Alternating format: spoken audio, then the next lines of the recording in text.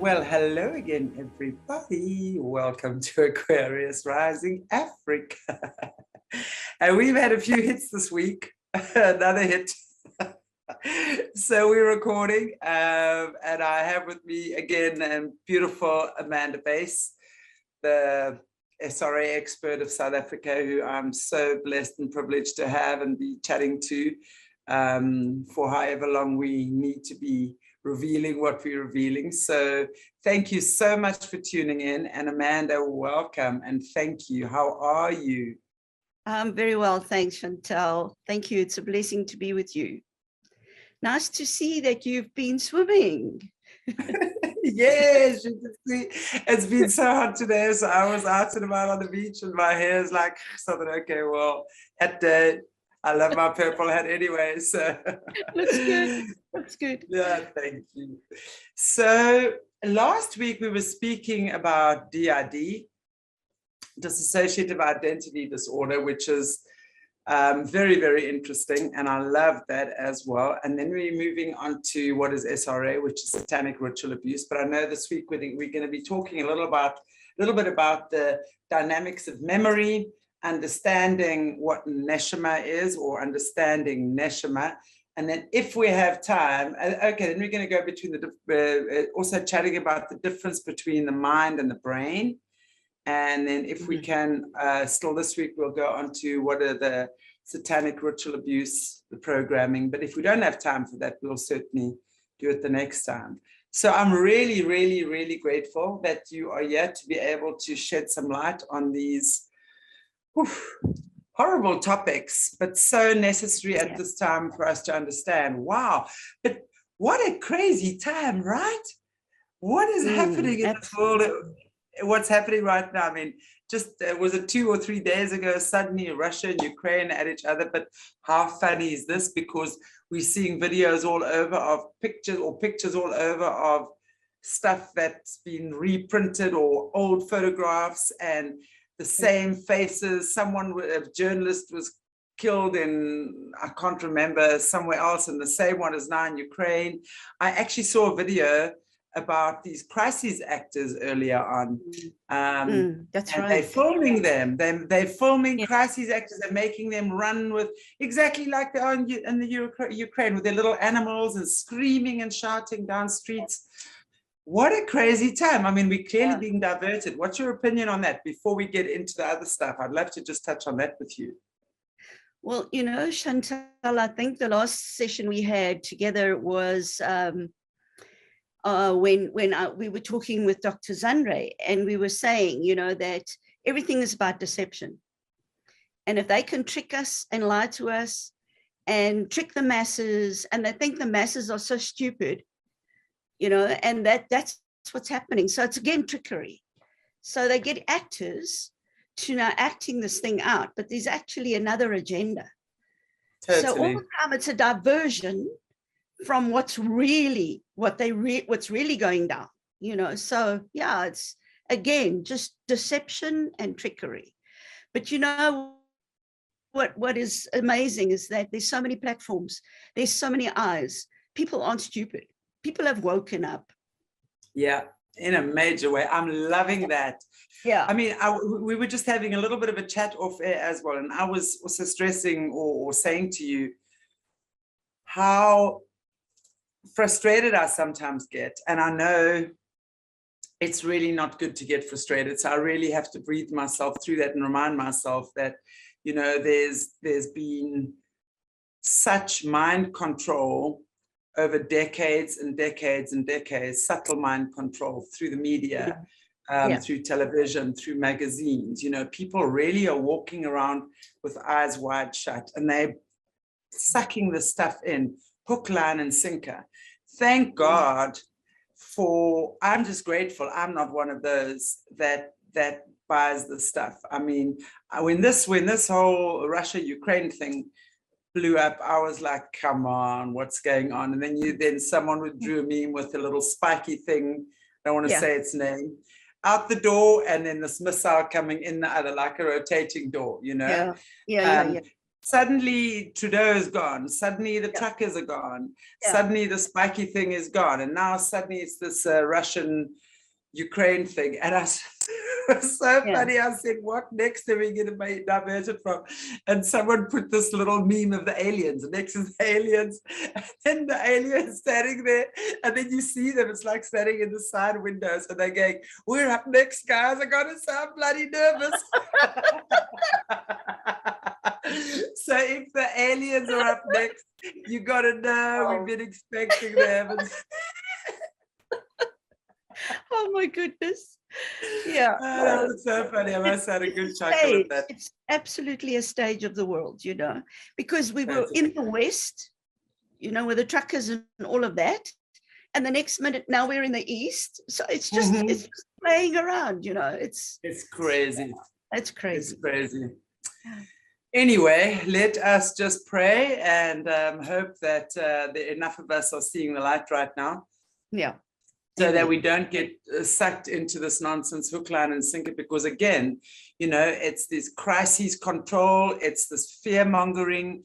And of course, we know that when people get so caught up in fear, their light gets sucked out of them. Yeah. And that's exactly when these entities and these dark ones can do what the heck they like.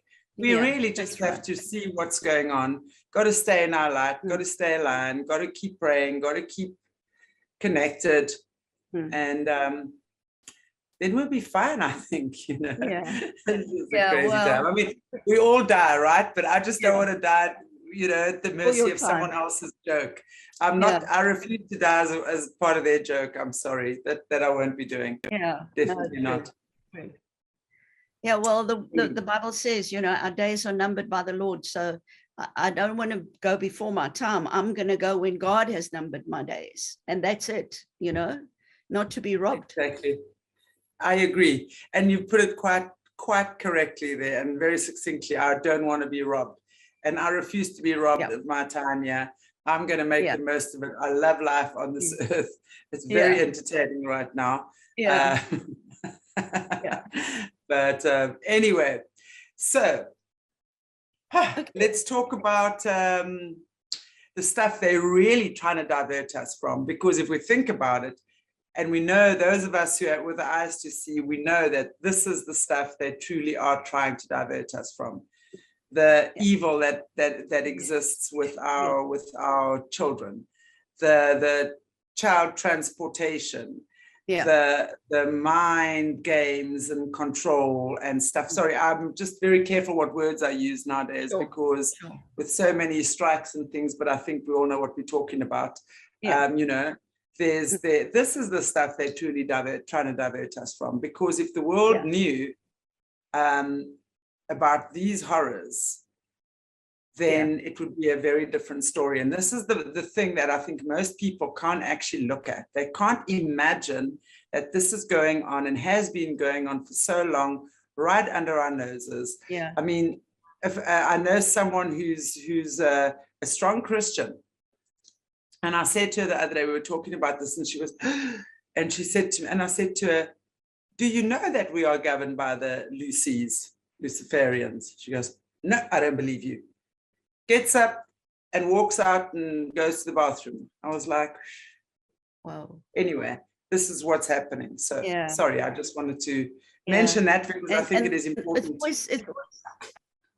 It's always the church people that are the last to find out, you know, because they've hidden it. And it's specifically in the church, it's been hidden so well. So it's time that, and the thing is, you know, I've been in this game for such a long time, and you know, in the beginning we used to just whisper about this, and now at least things are opening up more with Chantal around, you know. So well, lots of us around at the moment. I must say, I'm very blessed to be somehow a forerunner in our country to provide a platform. I had no idea that I was. It was never my intention to do that. It just so happened that God opened this path for me, and I'm loving it.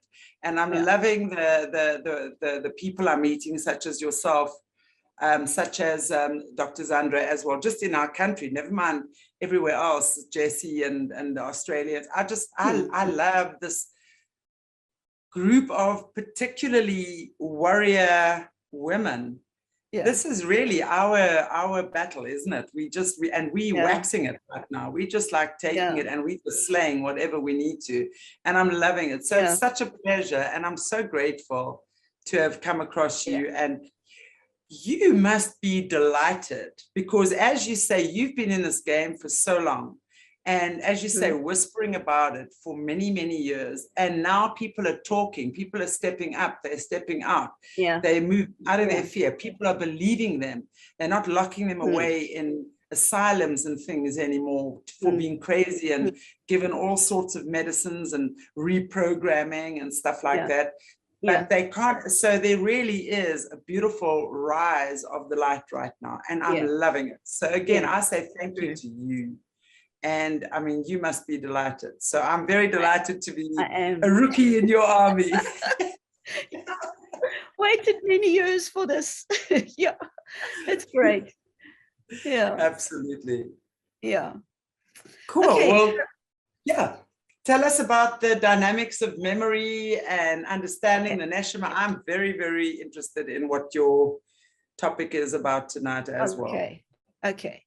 I think, it's going to put some arsenal in the weapons and make us more effective. So that's the whole purpose, is just to train and equip and then send forth so that more people can be set free. So the last time we were together, Chantal, we spoke about DID and just what it is and how the mind, can't handle trauma. And so it's a whole thing about trauma. And then the normal DID. So, I mean, your street children, the guys in prison, all that type of thing. There's the DID stuff, which is dissociative identity disorder. The old term is the multiple personality or split personality. So that is when there's not a definite, like a planned blueprint, going down on a person, like with SRA, satanic ritual abuse. It's where you have multiple persons involved, but they are trained and they actually know what they're doing and they're doing it on purpose. Whereas your normal household trauma, a dad that drinks and abuses and a rape that takes place and that type of thing, your mind splits because you can't handle the trauma. But it's there. You don't eventually have a handler, at the end. Maybe you are abused for many years and you just don't speak about it because they have a way to make you keep quiet. But SRA is a different ballgame. So I want to do a bridge in between to take everybody along so that there's no gap. So I'm going to share screen and let's have a look. There we go. Okay, I want to talk about the dynamics of memory. So you're okay. You can see everything's clear. Absolutely. Good. All right. So what I want us to look at is narrative memory is what they refer to as normal memory. Why I want to do this is because many times people say, now you've got a person sitting in front of you. They're telling you they're starting to have memories bleed through. They talk about bleed through of being raped, but they don't know when it happened. They haven't got a clue. They don't have anything else to go on. And then they say to you, but how's that possible? If you've been raped, of course you'll know. And now I want to explain to you why they don't know. So we first got to look at what is normal memory, what is narrative memory, the ordinary memory pathways. And so memory that's put into language and is made up made a part of one's total life experience. For example, before we came online, you and I had a chat. And if somebody asks me, so what did you and Chantal talk about? I have a memory to tell them we spoke about this or this or this. That's normal memory. So how does normal memory work in my life. And I'm going to make it easy, and I'm going to make it very simple. It looks complicated, but I'm going to break it down to make it easy. So the memory organs that we have is the thalamus, and so I've made it green. And then I've made the amygdala pink, because I've also made her feminine. She's very excitable. It's all emotions. You know, us girls are very good at this one. And then we've got the hippocampus. He's a guy. Okay, so it's just a bit of a play to make it easy, so that we don't look as though we're all medical and then everybody blanks out and says, no, wait, this is too much. So I'm really making it easy. So these are the three parts of the brain that form normal memory. All right, so we start off, the memory comes in through the your physical senses. So through your 5 senses, your sensory organs, the sight, the hearing, the touch, the taste, the smell, all comes, that's how any memory starts to enter into your body, and then of course the brain. So this is how it starts. This is how I receive physical data. It starts off with the thalamus. So the thalamus gets hit with a whole lot of data, information. So it's like a computer. Data is coming in and starts to, okay, I'm getting all of this information now. Maybe for the first time I'm learning about narrative memory. And so I am now starting to make a file in my head. What is narrative memory? Because maybe this is the first time I'm hearing it. Then it goes to the next part of the brain, which is called the amygdala. Made her pink because she's this girl that's full of emotions. And she then checks out all the information that's coming in, and she assesses it emotionally. Is it safe? Is it not safe? Is it scary? Do I need to run? Can I stay? You know, and so the whole time she is checking things out. And then she passes on the information to the hippocampus. We're going to call him Hippo. And he organizes. He's a major organizer, and he's got a library full of files. And then he takes the data and he starts putting them into files and starts filing it in the prefrontal cortex part, organizes and records the data. Okay, this is what's going on. Chantal has got a purple hat on, and she's got a purple bottle behind her. And so Hippo starts opening up a file, and he puts all this information into the file. So this is how normal memory works. And then, of course, it goes to the prefrontal cortex, which I then live from. So it's my conscious mind. I can now afterwards tell somebody, okay, this is what we spoke about. This is what was covered. And so this is the pathway of normal memory. All right. So sensory, it comes in through the 5 senses. The thalamus collects all the information. Amygdala, she starts to, assesses, is it safe? Is it okay? Can I learn this? Is it interesting? Hippo puts it into files, and then it comes to my prefrontal cortex, and I can then tell the story. All right, so now the hippocampus is like a massive internal library.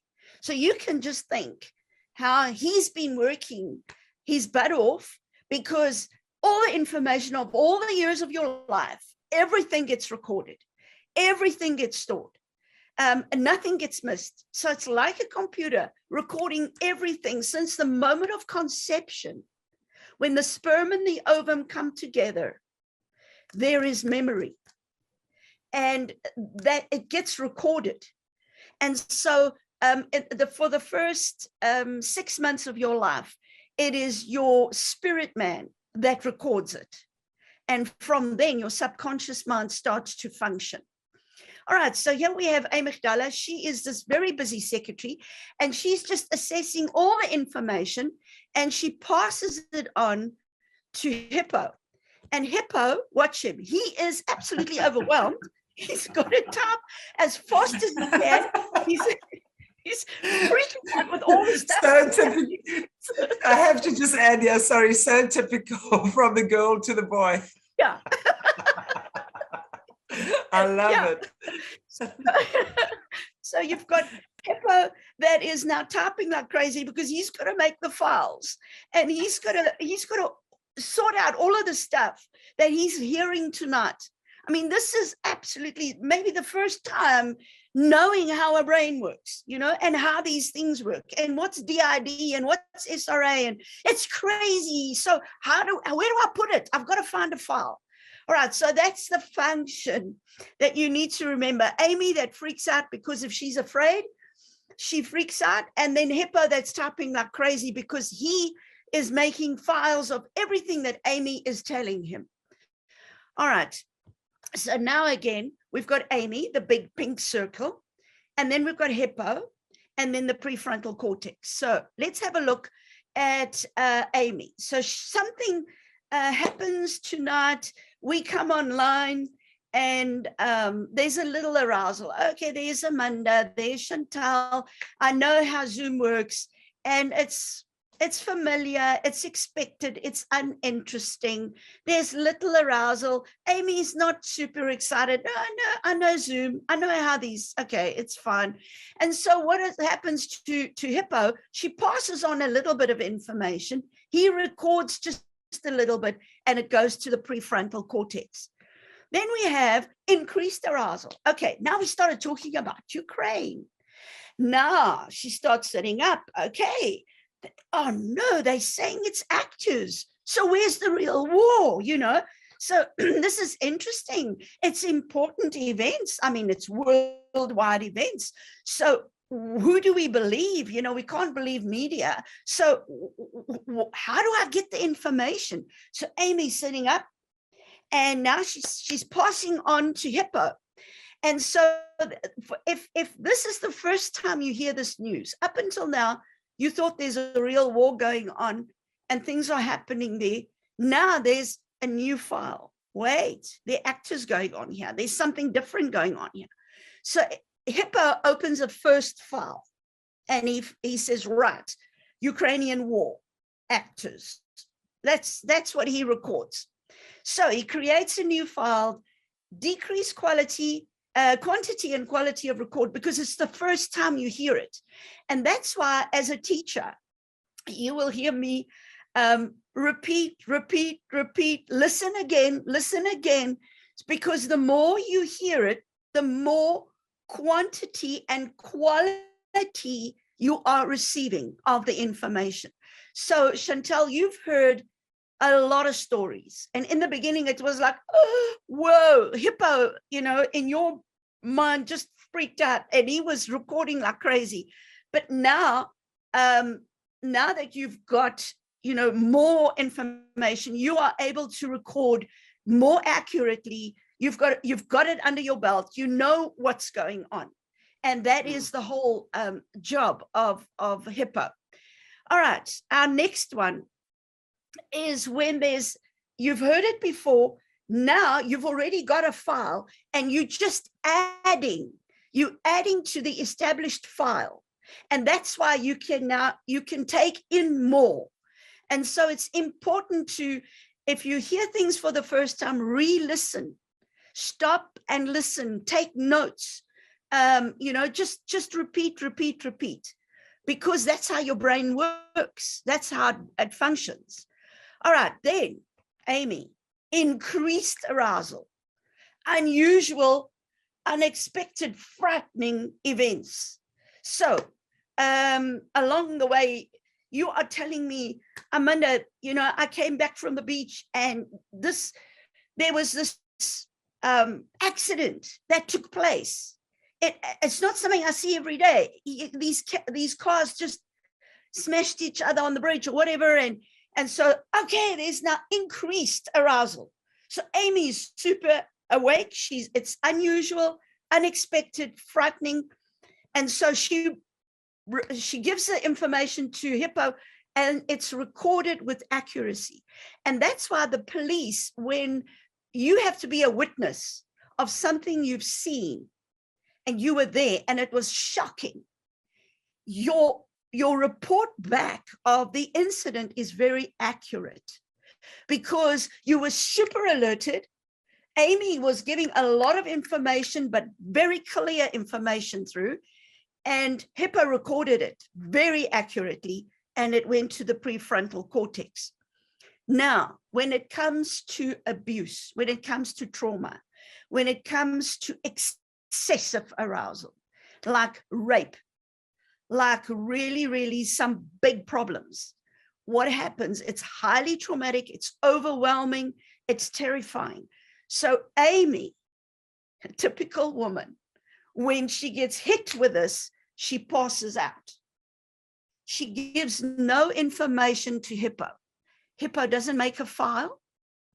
Hippo, it gets recorded at another place, not with Hippo. There's no file. There's no recall. That's why people can't tell you, I've been raped and this happened and this happened and this happened. Because the minute you are overwhelmed, the information, Amy totally passes out, freaks out. She doesn't pass it on to Hippo. So it doesn't follow the normal pathway. And so Hippo doesn't even record it. But what happens, it goes into neural pathways. It bypasses, and it gets stored in the body the information of what happened to you gets stored as emotions and as physical sensations. And so what the person reports to you is, I'm having nightmares, I'm having eating disorders, I'm cutting myself, I'm drinking too much, I'm on drugs, I'm on prescription drugs. That's all signs of trauma. And so because there's nothing, and then you say, but can you tell me what happened? No, I don't remember. I can't tell you what happened. Why? Because Hippo didn't record it. It didn't follow the normal pathway, but it digressed, and it bypassed Hippo, and it was stored as raw emotions. And all I know is that I have panic attacks, and I don't know why. I don't know why. I'm having all this freaking stuff happening to me, and I don't know why. I'm out of control. I don't know what to tell you. And so the normal counseling way is not working because there's nothing to tell. I cannot remember. And so this is what I felt was so important for people to understand. That Can I ask you, if you don't mind my just chiming in here, these highly traumatic events, would it be mainly when it happens with children? Obviously, I understand it will happen with children. Often when they've been obviously, and I'm not talking SRA or mind control because that's a deliberate thing. I'm just talking, let's say, about a father raping his daughter, or a child being beaten and kidnapped, or something like that. So I understand that as a child, that would automatically happen.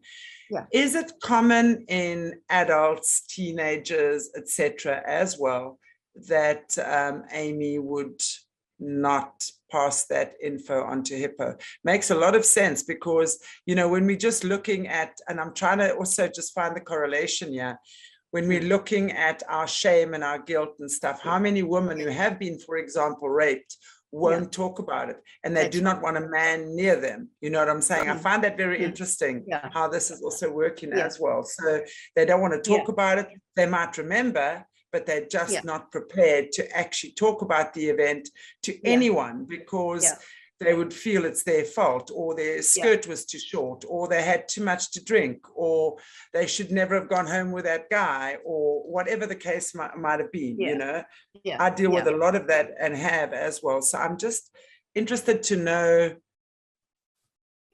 At what age? Yes, how does that actually work with the ages? This is normally before the age of 7. Okay. Then that's the trauma, you know, that you don't Hippo doesn't have a file. If the person actually remembers the event, it means that Hippo did get the information. So the brain was mature enough to actually pass on the information. There is a memory bank. There is a file. Okay. But if there's no file, I can't remember. You know, it can be that you regress. You know, you've just pushed it under. You've just pushed the whole memory under, and then you just can't put your finger on it, but something triggers it and it pops up. Yeah. So absolutely. that isn't the same as DID. Yeah. So DID is the first 7 years of your life. That's when they form the actual DID SRA. But if it's later, then your brain is mature enough to actually record. You know, and it could, I'm going to explain the difference now. What is regression, you know, pushing it down, and what is DID. I'm going to explain that also in pictures. So here it is, repression, there we've got it. So there's the trauma. You've got the victim, and you've got the victimizer, and you've got the black line in the middle is the subconscious mind. And so this is just where the whole memory gets pushed under. I was ministering at a whole group of ladies, and I was doing the signs and symptoms of sexual abuse. And this lady came to me in the tea break, and she said to me, Amanda, I can tick every box. Everything is me. But I wasn't raped. I have absolutely no memory of what happened to me whatsoever. But I can tick the boxes. All the symptoms are there. Then I said to her, let's pray. And will you give God permission to actually open up the lid and see what's inside? What happened to you? And she said, yes, I want to know, because my marriage has suffered. You know, it's just been horrible. I don't allow my husband near me. Sex has just been absolutely a burden my whole life. And, you know, I've robbed him and I've robbed myself. And I just want to get to the bottom of this. So she prayed, we prayed together, and she went back to her seat. So I carried on with the ministry and shared more signs and symptoms and things. And the next thing, she just started screaming. I mean, it was so horrific for her just to now suddenly have this opened up, and she saw exactly what had happened to her.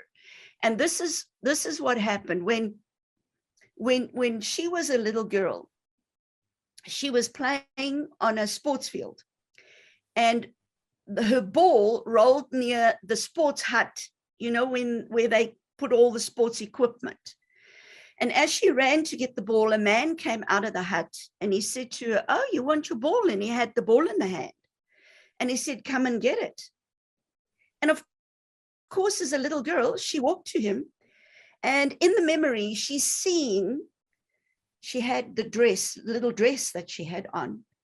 She's seeing everything. She's seeing the man. She's seeing the ball. She's seeing exactly what happened, which she had taken the memory and completely just suppressed it. So it's an automatic psychological defense, painful event that is forgotten and stored in totality.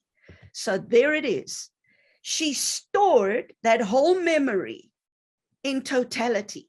So when it came back up and she remembered it, she could remember all the detail, the dress, the man, the ball, the sports field.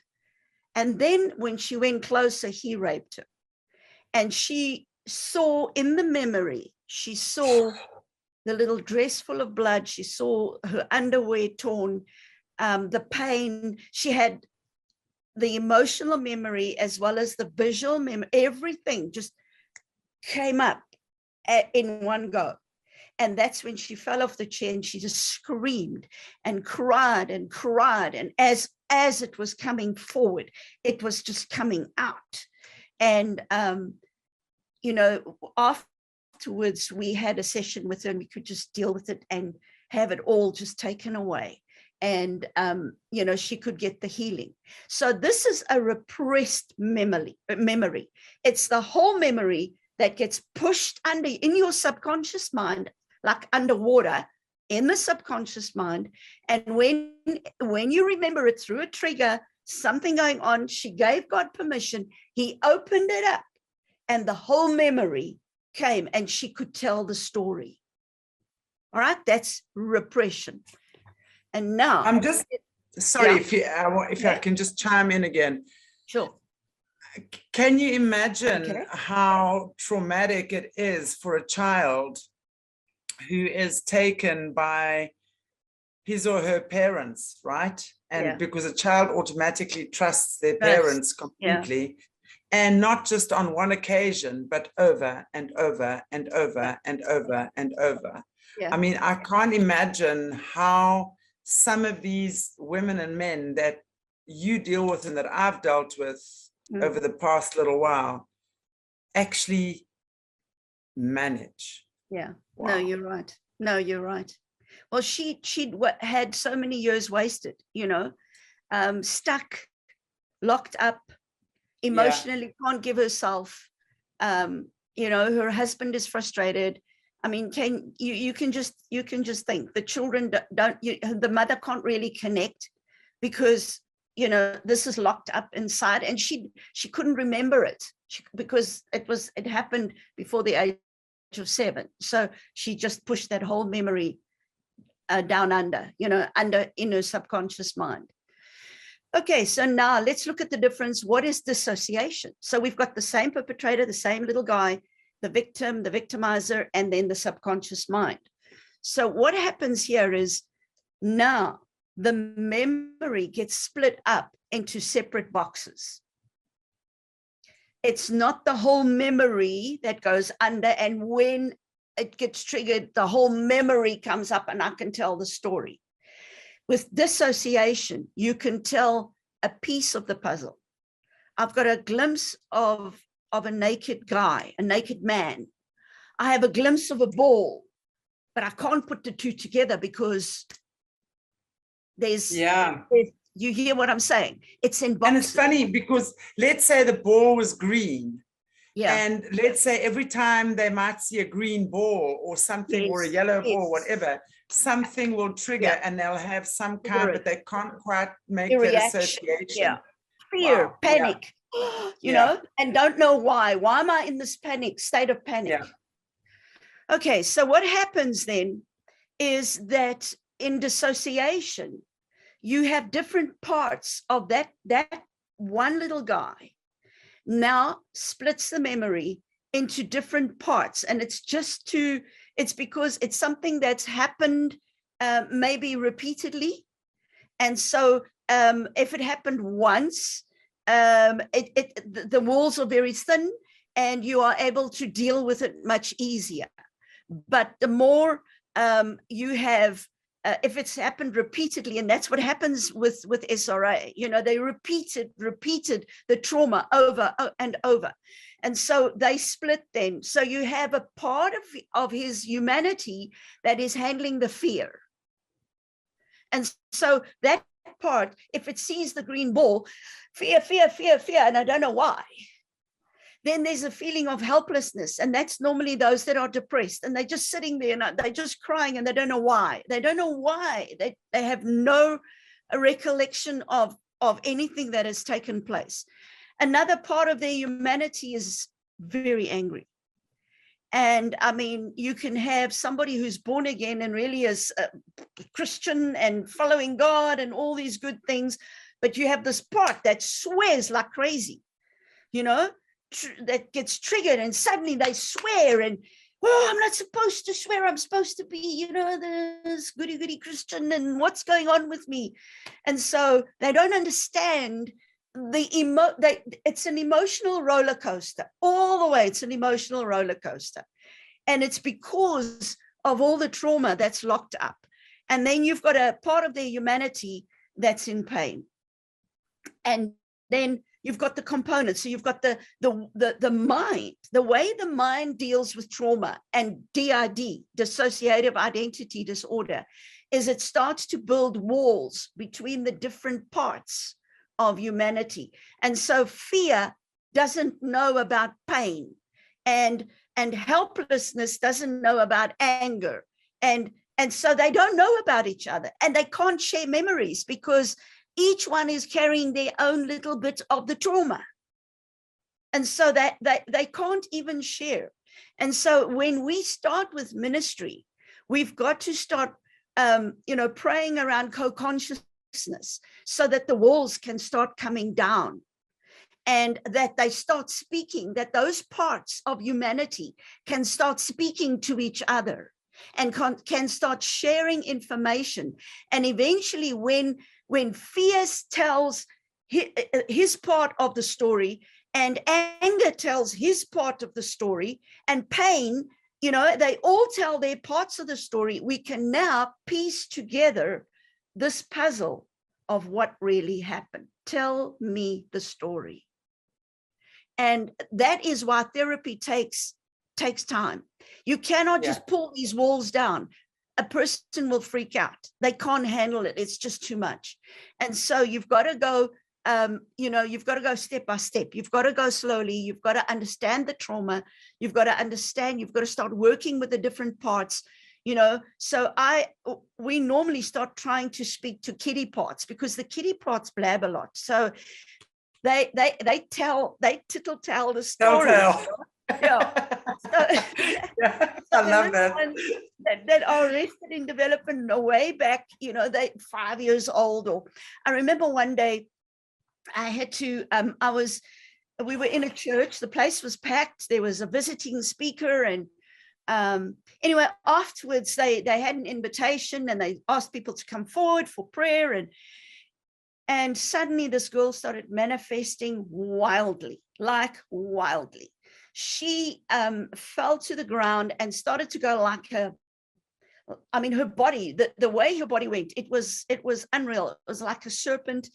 And she tried to get to the plug at the wall to put her fingers in the socket so that she could shock, it's always death. The minute you start working with them, and they SRA, specifically SRA, and they are parts that are programmed to kill themselves. So they are suicidal programs.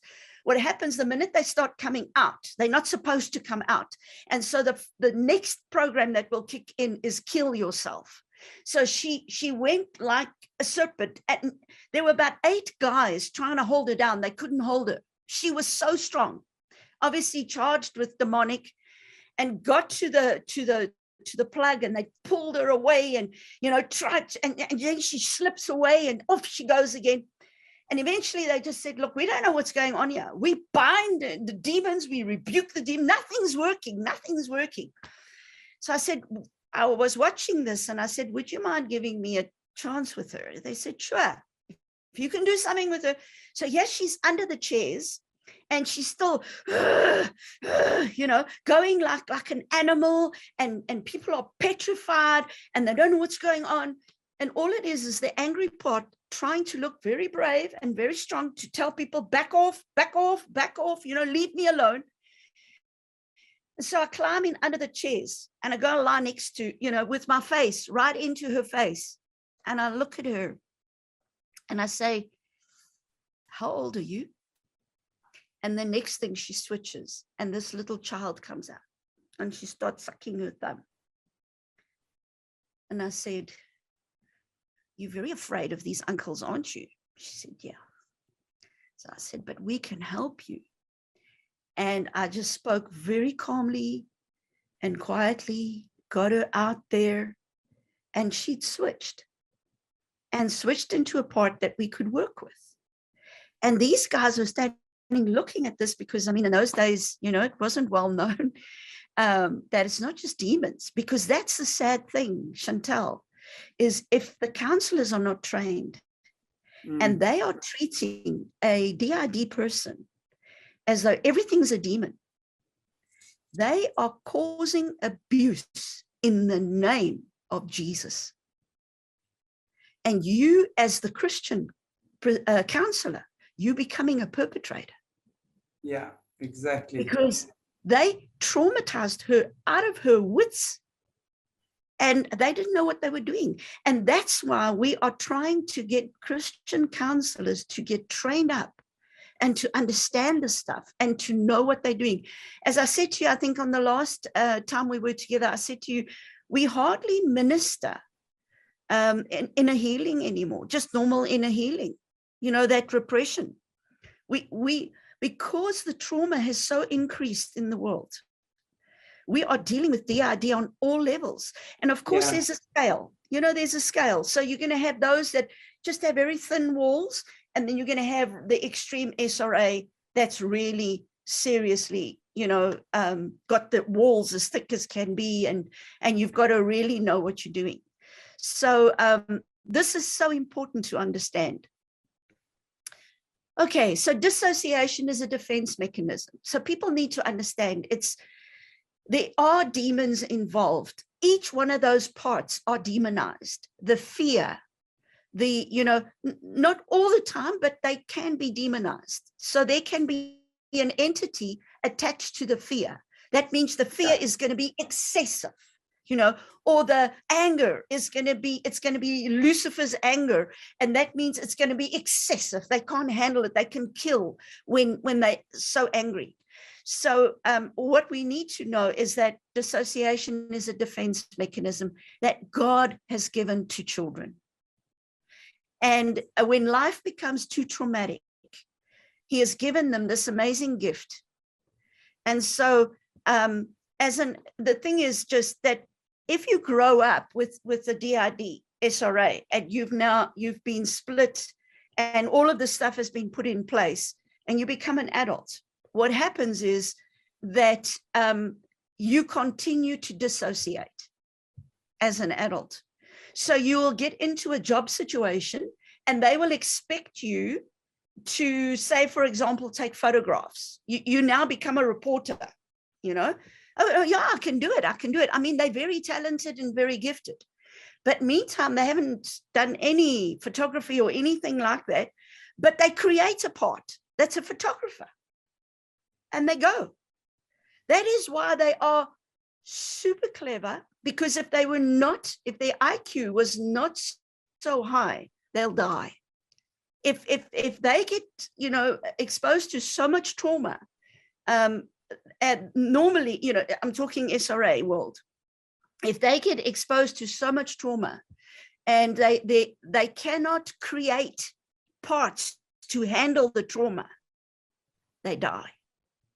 And so it's the brilliant children that actually go through, because they see that they are creative and they can create parts for any situation. Yeah.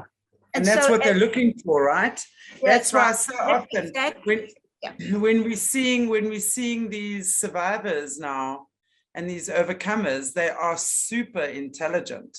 Super intelligent people. Absolutely. And no doubt these are the ones that they've pushed them, traumatized them to the absolute hilt, and they've found ways to get through that. Wow, insane. Wow. Yeah. Wow. And so in their adult life, they can dissociate into whatever part you want, you know, so they continue to do that.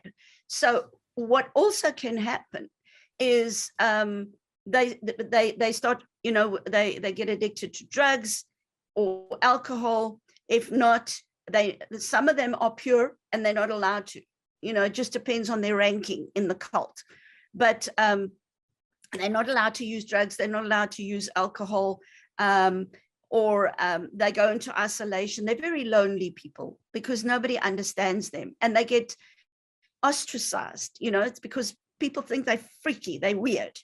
And so they get pushed aside. And then this can be, as an adult, very destructive if they continue dissociating, because what happens is it's going to hinder the person from dealing with mature adult issues like marriage or a friendship. Yeah.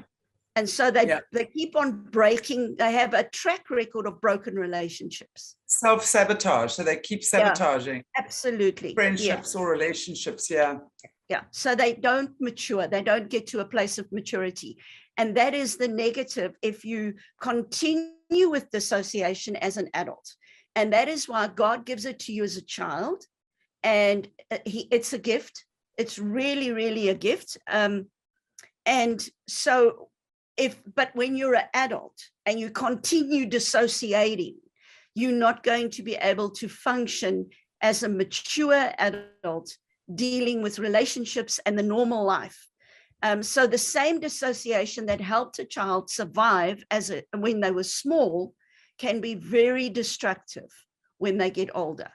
Yeah, and totally. That is why you have the older person coming, well, the 20, 30-year-old that comes for help because that they're starting to see their wheels come off, and they're just not coping.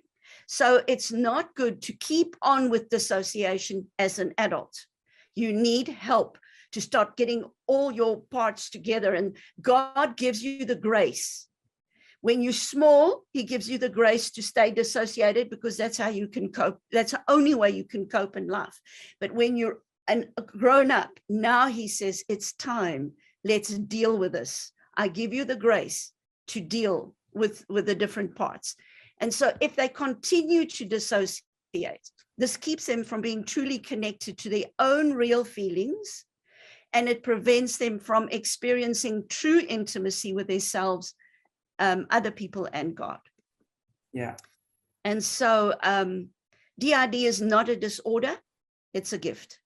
And the Lord created us in his image, and we creative people, and it's a wonderful way of the way that our brain works. He enables one to create people and hiding places within yourself in order to survive many traumas. It's absolutely fascinating what the mind has done. One of the, it's if a little child is being held down, and I mean, it's by a big, strong, strapping guy, and they being pushed down, they can't move and they can't escape. They can't run away. So what do? They escape inside. Yeah. They run away inside. Exactly. And so they would escape their body while he's raping. They escape their body and they sit on the ceiling and they watch. And, so they learn to escape the body. And the big thing is many of the parts of that little boy that I only showed 4 parts. So it was a very simple way of trying to describe what DID is. But a lot of the parts of the people you're working with are outside the body. They're not even in the body. So you have to call them back to the body. So wherever they've escaped to and whatever jobs they're doing, wherever, you've got to get them back to the body. Yeah, absolutely. So that healing can be there. And exactly. So DID is perhaps the most creative and intelligent coping mechanism and survival techniques that humans are capable of creating. It's absolutely fascinating. So, and it's a gift from God, just so that we can handle life when we get, handed a bad deal. Absolutely. All right, so what we see, I'm just going to run through some symptoms, Chantal, just so that people can see, okay, please do, yes, please do. All right, so there's memory or time loss. Like, oh, what did I do today? My whole day's gone and I can't even remember what I did. Where was I? What did I do? And then meantime, they've been very busy doing things, but they can't remember. They hear voices, but it's voices inside. It's not voices outside. It's voices inside. History of headaches, because with the switching, it causes migraine headaches. Changes in handwriting. The younger generation of today, they don't have these symptoms. These are the older people, the older generation. And so the younger generation, they don't say, okay, I don't know what I did with my day. They said, no, I've been coping the whole day. I've been here. I'm fine. They'll have headaches. Migraine is always the one that they struggle with. And changes in handwriting, everybody types on the computers nowadays. So that's also, not always a symptom. Frequent changing of clothing. So they'll stand in front of the cupboard and not know what to wear. put this on. No, then they hear, no, that's not right. Put this on. And then they go through about 5 different sets of clothing, and nobody's happy because you're not putting on what I told you to put on. And so they have this, indecisiveness. I can't make up my mind what to wear. I'm standing in front of a cupboard and I don't know what to wear. A sense of deprivation. I've been robbed. Inordinate desire to please others. I just want to be accepted because I've been so rejected. I've been so wounded. I've been so misunderstood. And so they go out of their way to please you. So what do? When they come for counseling, they create a part that will give you all the answers you want. So they read you as a counselor, read you very carefully, and then they'll create a part that comes for counseling. And then they give you what you want. So, I mean, that's part of the deception. And the manipulation. Absolutely. They get trained to do that. As a child, they get rewarded. If they can trick someone, they get rewarded. Well done. That's excellent. Whereas a normal child, I remember with my little children walking into the shop, and I would make them walk with their hands behind their back because they would want to touch everything. And especially in the sweetie row, where all the sweeties are and the packets burst open, then they want to load the sweets. And I say, no, you put it back. Put your hands behind your back. So, it's the way we teach them to have integrity and to be honest and not to lie and not to steal, all these things. But in the cult, they encourage you to do those things, to be deceptive, to sin. Yeah. Because then you're strong, you're very good. They were intelligent and creative, super creative. They've got a highly developed imagination, a desire to play or to collect stuffed animals. That's very interesting. So they've got little bears. So I always have soft toys around if we are counseling, just so that if there's a bad memory, then they've got something to cuddle. There's always a toy to cuddle. It just comforts the little ones. Emotions are disconnected from cognitive thoughts. So, of course, you don't know why I've got panic attacks, or I've got all these emotions, but I can't remember. I can't tell you what happened. And then a history of depression or suicidal behavior, suicidal thoughts, abusive relationship in adulthood. So that could be where you marry a guy that beats you. So that could be another handler in your life, another perpetrator in your life. You draw, spirit draws spirit. So if you have a victim spirit, if you are a victim, you're going to draw a perpetrator to victimize you. Yep, and, totally. And then also you become a victimizer, so then you can abuse your children as well. And then phobia or panic attacks, strong attacks of shame. Shame is the big thing. They really go for shame. And that's how they get you to shut up, so that you don't talk about it, is if they shame you. And then substance abuse, history of nightmares and sleeplessness. I can't sleep. The one guy said to me, Amanda, I wish I could just turn off the switch because my head is just going all the time. I've just got, everybody's talking in my head. I wish I could find the off switch. You don't just tell them, shut up. He says, especially when he goes down to sleep, that's when they really want to talk. Self-mutilation or self-injury. So they burn themselves with an iron, or they cut themselves, whatever it is that to hurt themselves. Anorexia or bulimia, sexual difficulty. So those are just a few of the symptoms of DID. And of course, when we get to the SRA, we're going to get to some more serious symptoms. Here's the mind versus the brain. And this is just interesting. I'm just popping this in between to explain there's a difference between the brain and the mind. Now, people don't ever think about that, and they use them interchangeably. And then they say, oh, my mind this or my brain that. But it's two different entities that we're talking about here. And it's important to understand that. And the mind is your intelligence. We know the brain is the gray matter. And we know that if there's a brain injury, like if a mommy was drinking, and so she's got, and she's pregnant, then she causes that alcohol fetal syndrome on the baby.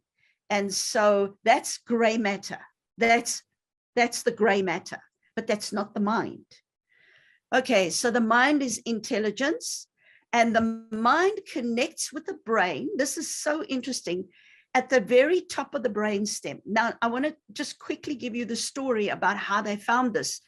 The medical world have done a lot of trying to get to how the body works. So years ago, when they started to look at the mind, at the brain, to find out what part of the brain works the fingers, what part of the brain works the toes, what part of the brain, how does my body function with my brain? So they decided, okay, they're going to strap a person down, but the person has to be awake. So they find a victim, a subject. And this is recorded in medical books in the history of medicine. So they would tie a person down, open up the skull, and then with a scalpel, little by little, they start to dissect. And then and then they have an artist who's sitting there drawing the brain and drawing where they're working. Where's that little piece dissected from? And then the person has to say, okay, I don't feel my fingers anymore. Then they know, okay, it's that part of the brain. That is how brain knowledge came. That's how the neurosurgeons and everybody got the information, because, I mean, there wasn't equipment to scan and, to do it another way. That's how they did it. So this one person that they were working with, as it's horrific. Hey, you're just thinking, how did they do it? So they've got this person strapped down, they've got the artist, and that's what Hitler also did. Joseph Mengele, whenever he dissected the people that he'd killed, because he worked with twins, and then he would keep the one twin and kill the other twin, and then he would they would open up and see what was going on. He would always have an artist that was sitting there that had to draw everything that they saw in the body. And so with this, they had the artist that was drawing the brain, and to show, how they were cutting and what was happening to the person. So then they cut another little piece and then say, okay, I don't feel my ears anymore.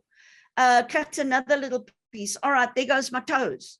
And so little by little, they dissected the whole brain, little pieces at a time, and plotted the body to say, okay, that part of the brain is connected to this part of the body, until they got to the brain stem, and they were just about ready to cut the last little layer where the brain is connected to the brain stem. There are 300 cells. And at the top of the brain stem, that is the thalamus. Now, we've just seen the role of the thalamus. And just before they were about to cut that last bit off, a voice spoke out of this person and said, don't do it. If you do it, the person will be an animal, a vegetable. And so they realized that they'd come to the spot of where the brain and that which makes the person human resides, at the 300 cells that's at the top of the brain stem. Okay, so this small group of cells connects the mind and the brain, creating consciousness. And that's what makes you human. So that is the connecting point of the gray matter with you as a human being. Isn't that fascinating? Very. I mean, I'm absolutely enthralled. I'm loving this is like the most incredibly interesting biology lesson I've ever been to. So I'm loving this. Hallelujah. That's good. That's good. Totally. It's Okay. wonderful. So that's where you are a human being, is with those 300 cells connecting the gray matter with the consciousness. So if those 300 cells are damaged or injured through an accident or deliberately damaged, the person becomes a human animal. And when they were doing these experiments on the survivors years ago, as they were trying to discover all of these things, they made botches. And the survivors, they would, by accident, go too far. And the person they would not be able to use them. They would be like a human animal. So because when you say human animal, do you mean an animal or a vegetable? A human, but that only has animal instincts. Oh, I see. You with me? Wow. Because they don't have a brain that's functioning. Yeah. So they can learn like animals learn. The clock, the bell. Pavlov with the bell and the dogs. Yeah. But they can never learn like a man learns again. Wow. So that's huge. That's huge. So there are some of the people that we worked with a number of years ago, they'd gone too far with them. And they really had damaged them. And everybody could see, but this person's not normal. And so they couldn't really use them, in serious assignments. And so because the brain wasn't functioning like it should. All right, the brain has a separate energy, the mind has a separate energy source from the brain. Isn't that interesting? Wow. So yeah. that's why they're so different. And you must understand, what's my mind? That's what makes me human. So my mind is connected to my spirit. Mm-hmm. Yeah. Okay, that's where my intelligence comes from. And I've got gray matter. And that's got another energy source, and that I know is glucose. I've got to give my brain glucose. I've got to have sugar, to get my brain going. So if I'm feeling a bit down, then I take something that will just lift up my sugar levels, and I'm okay again. But the mind has a different energy source. Okay, so now I want to we're going to start moving to Neshamah now. So we've got the brain. And then we've got the consciousness of the brain, which is your prefrontal cortex. Now look how small. The consciousness is just that little rim, the yellow rim around the outside. That's so small, your conscious world is. The majority of your life and your world is subconscious. So if you've got memories, trauma, bad stuff loaded onto your subconscious mind, because remember, you work like a computer. You have stored everything that has ever happened to you, good or bad, you've stored it. And it's stored in the subconscious mind. The conscious mind is just that little outside room. Then you've got, inside the subconscious mind, you've got the soul. The soul is also connected to your mind, will, emotions. All right, so that's what forms the soul. And inside the soul, you've got your spirit man. But now inside the spirit, and this is what a lot of counselors don't know, inside the spirit, you've got a part called the Neshamah, which is the image of God, where the Bible says we are made in the image of God. That is Neshamah. That is the Neshamah. So I'm going to just wrap up with this for today. I don't know how your time is going. You must let me know how. I think let's wrap this up, and then from next week or 2 weeks we'll get onto the SRA stuff. This is really amazing, very, very interesting. So the mind-body connection is very close as well. Okay. You can't take the mind out and beat it, because it's definitely a spiritual thing. Yeah. So the mind is spiritual. And it's important that I understand when it comes to mind control and programming, I need to understand the difference between my mind and my gray matter. Yeah. And that it's got a different energy source, and that my mind is connected to my spirit. And so if my spirit is connected to entities, that means it's going to affect my mind. Sure. That's going to give me negative energy. All right. And that's how they would then, when they, especially doing the SRA trauma on the kids, they would then create that these entities connect to the mind. Yes. And Yes. through their trauma-based control. Yeah. And that's how they would then get people to. That's how they put the chains on. Yeah. Yes, sell the soul, so to speak, right? Is that what it would be called? Selling the soul.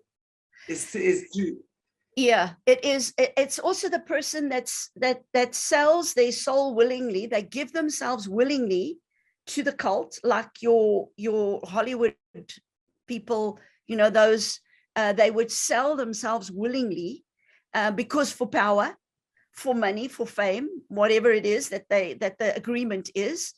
And then when they give themselves willingly, it's like they want that. You know, Chantel, they want it because they copy everything that's in the Bible. Yeah. They hate God. And because Jesus gave himself willingly, he gave himself, it wasn't the Romans that nailed him to the cross. He went and gave himself willingly. He offered himself as a sacrifice.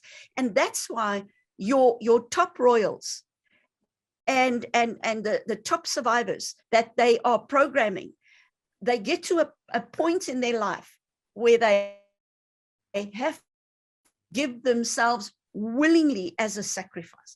So your top leaders of the world won't just die from a natural death, old age. It doesn't work that way. So they'll tell us that, though, right? There's a ritual. Tell us that. Oh, yes. Sure. Yeah. Absolutely. Yeah. Wow. And then that's their way of being the sacrificial lamb. What a load of nonsense from their part.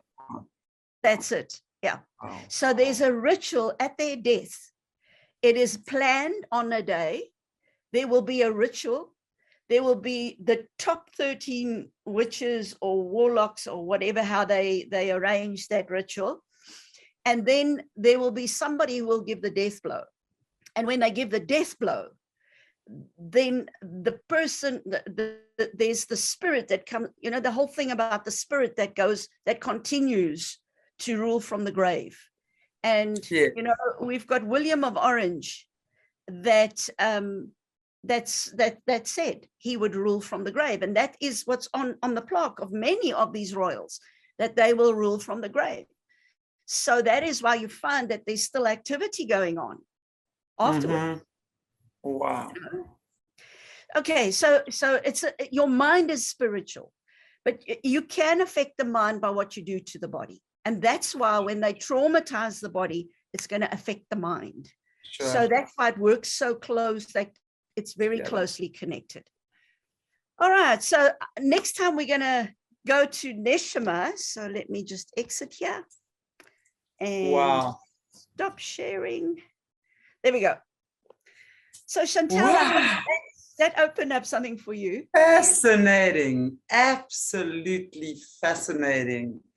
So thank you so much for that. I'm really looking forward to what follows, because it just makes, you know, it's so, and the way you've actually put it is so succinct, and it makes a lot of sense. And I think a lot of our viewers are going to get a heck of a lot out of this discussion.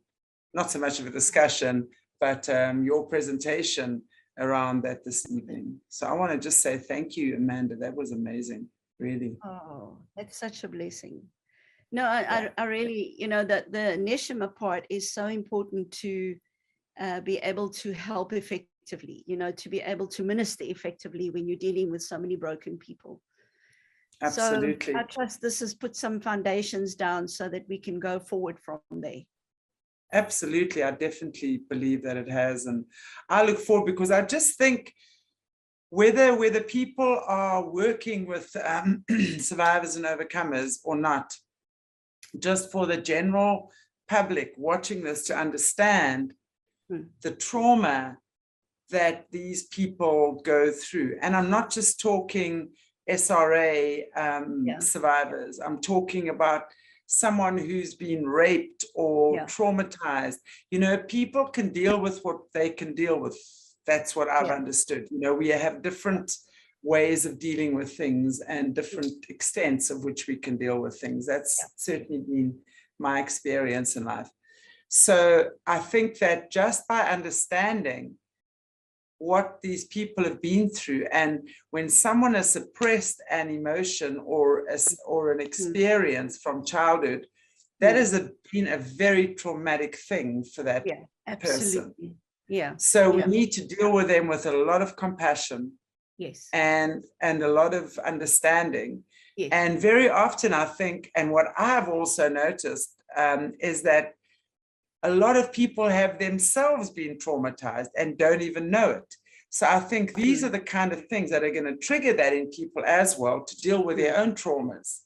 I think we've all been traumatized to an extent, some a lot worse than others, but I really think that there's a great big opportunity for all of us to heal, and for all of us to understand we need to just be compassionate and gentle and loving and kind with one another. Absolutely. And also the size of the subconscious mind, you can think how much you pack in there. Yeah, through the years, absolutely. Through the years. And that just to, then affects you.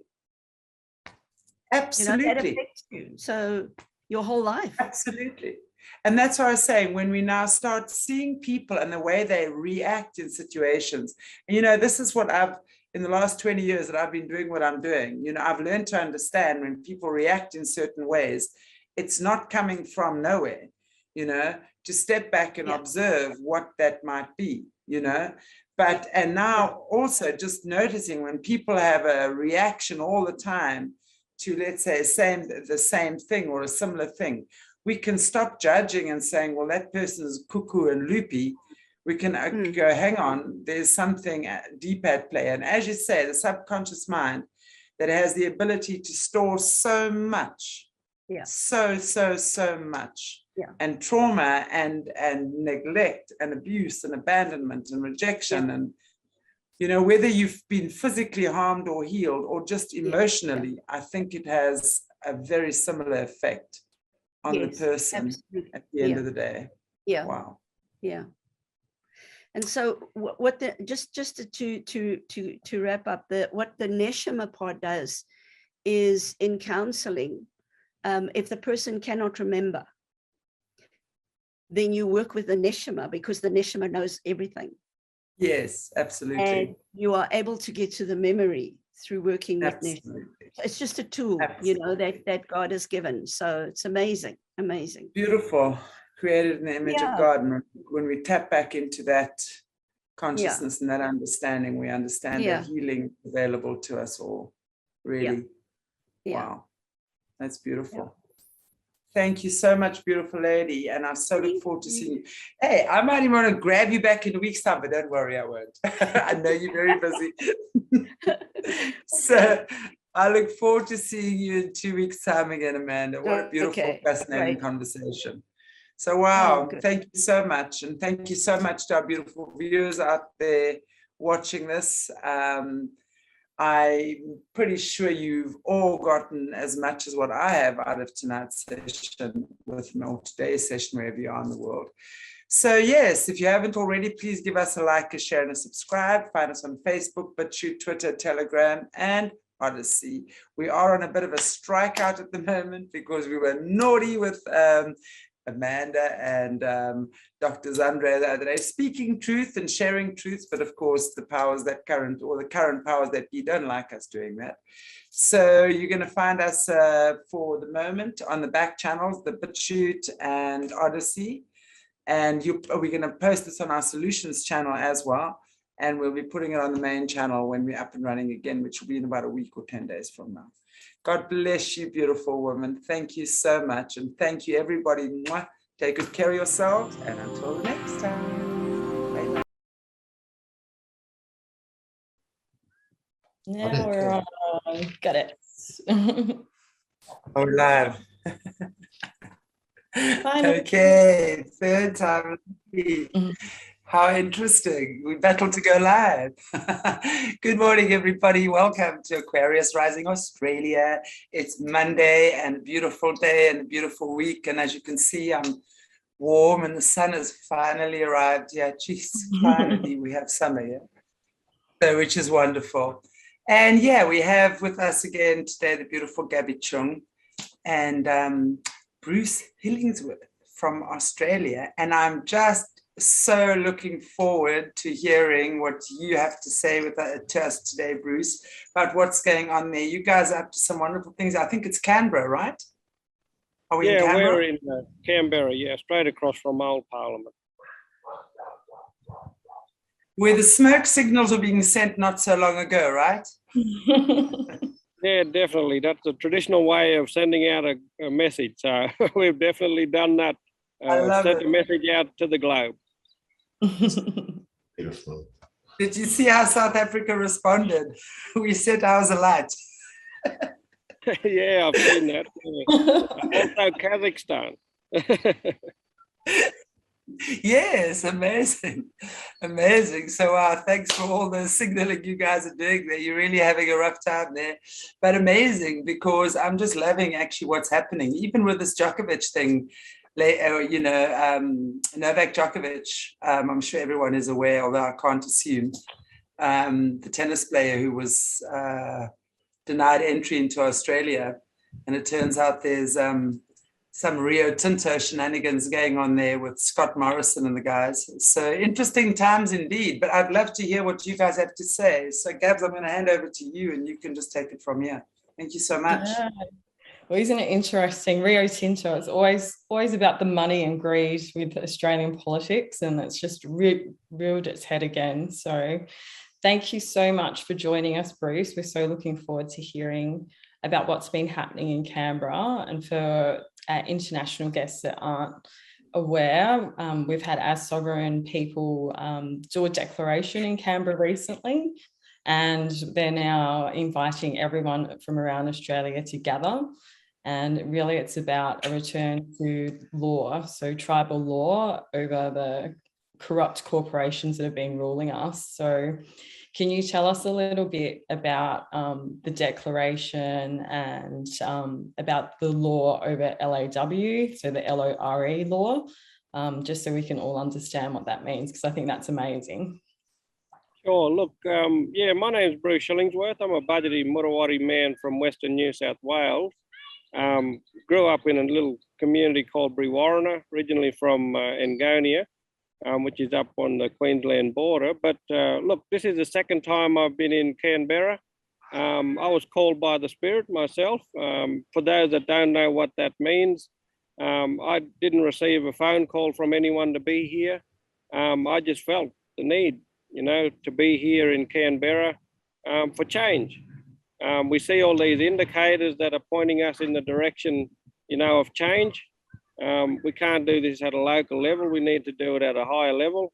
So this is where the Creator Spirit has brought me here to Canberra. So when I got here, there was a few other people, First Nations people that gathered here first, across from Old Parliament. Yeah, look, and we got together. We knew what our calling was straight away.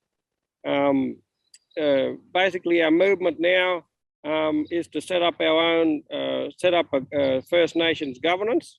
You know, and what that looks like is we've currently got we've started off with the gathering of 7 nations, original nations from around this beautiful continent. Now we've got over 369 nations across this continent, each with individual laws, individual customs, and many languages.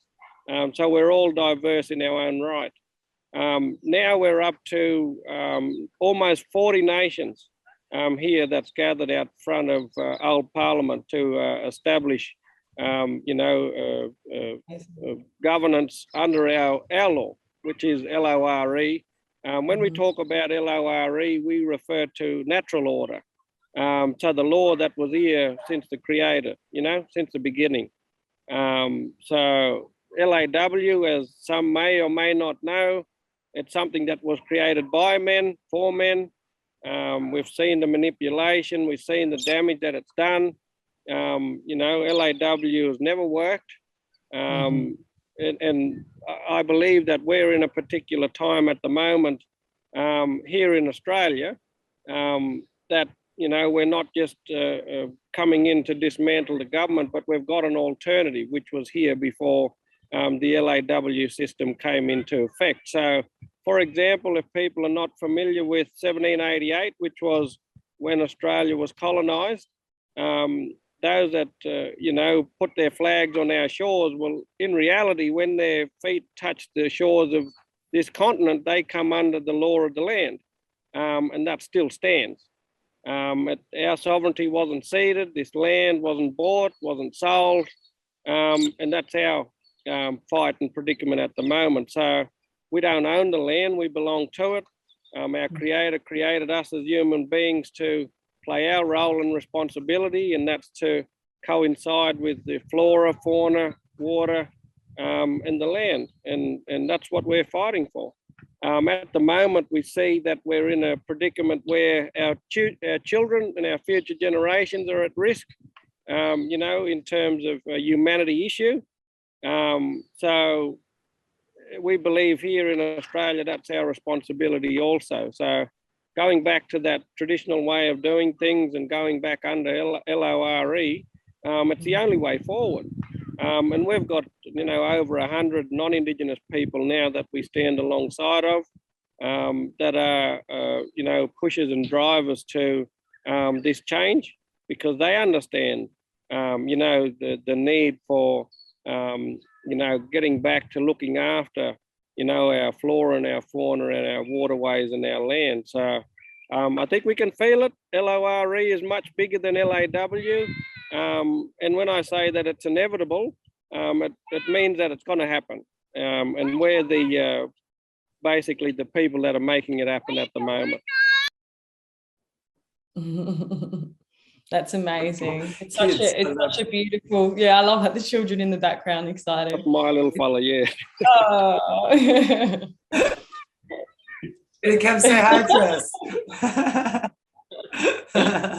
Such a beautiful message of unity that you're putting out to, for all Australians to come together and stand under law, under the law of the land, which I think is it's such a beautiful, heartfelt gesture.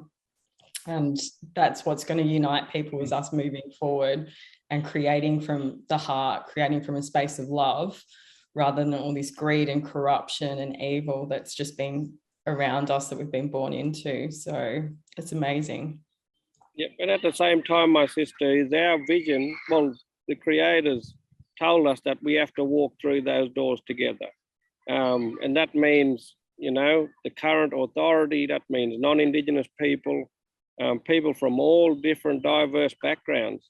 We can't start a revolution or a future on a foot where we're disadvantaging someone or a specific group, where there's genocide, where there's stealing of children or anything like that. If we are really looking at the benefit, the health, welfare and well-being of our future generations, we have to do this right. And by doing it right, it means that we have to do it through peace, love, unity, freedom, all on the same page, walking hand in hand in unity together. So that's our message here. Absolutely. That's so beautiful. And our First Nations children in Australia have just suffered so much. All of Australia's children have, but, even today, like 81% of our First Nations children are in state care. And it's absolutely horrific that this isn't discussed publicly. Because, this is the same as the residential schools in Canada, and they were shut down decades ago, but it's happening today in this country, and it's just shut down by the media, shut down by all the public figures. And, the Australian public really needs to understand how horrific all of our children, but especially our First Nations children, have been treated. over the last many hundred years. Yeah, so for those that don't know, since 1788, we were rounded up literally off our traditional lands, our tribal lands, and placed on camps. We call them reserves and missions. The difference between a reserve and a mission is the missions were managed by religious groups, and the reserves were managed by government. So a lot of this were driven by government and religious groups, which is unfortunate. But the people that did that oppression to us and committed that genocide and separated children from their families are still in power, and we're still working under the current system today. And we're peeling it right back, meaning that you can't change a system that's designed to do a specific thing. For example, if a system is designed to take children, you can't expect that system to maintain children within their families. If there's a system that's designed to incarcerate people, well, it's not going to, work in a way that it's going to prevent people from getting incarcerated. So that's just common sense. So from our perspective, things need to change, and this is the change. It's not shuffling the same cards within the same deck of the same game. Lives aren't games. We're here for real change. Beautiful. I'd be interested to know, Bruce, your take on, and I know in our previous conversations with Gabbi, we've often sort of touched on these topics. Why, in your opinion, is Australia especially, now we know that Australia is currently being used as the template for the New World Order, and with particularly harsh draconian lockdowns and really clamping that steel fist, if you will. Why do you think spiritually that is happening in Australia? I'd be interested to know your take on that. Well, look, all I can explain is, and I don't mean to have tickets, but we're the oldest living culture in the world. We believe that we have a specific purpose here, both physically and spiritually. Look, when we start dancing, when we start going into our ceremony and our corroboree, we've got links all over the world. Our DNA is very unique. We've got DNA of every other nationality from around the world. And that's a fact. So the change has to come from here. We're still here. We haven't gone anywhere. And this is the beauty of you're seeing the work of LORE come into effect. It's like a rubber band. When you stretch a rubber band, LAW's done that, and naturally it's going to snap back to LORE, which is the natural order, because it's so much bigger than just us humans. It goes into a universal, into the universe, universal setting. So it's all inevitable. It's all working perfectly as it should.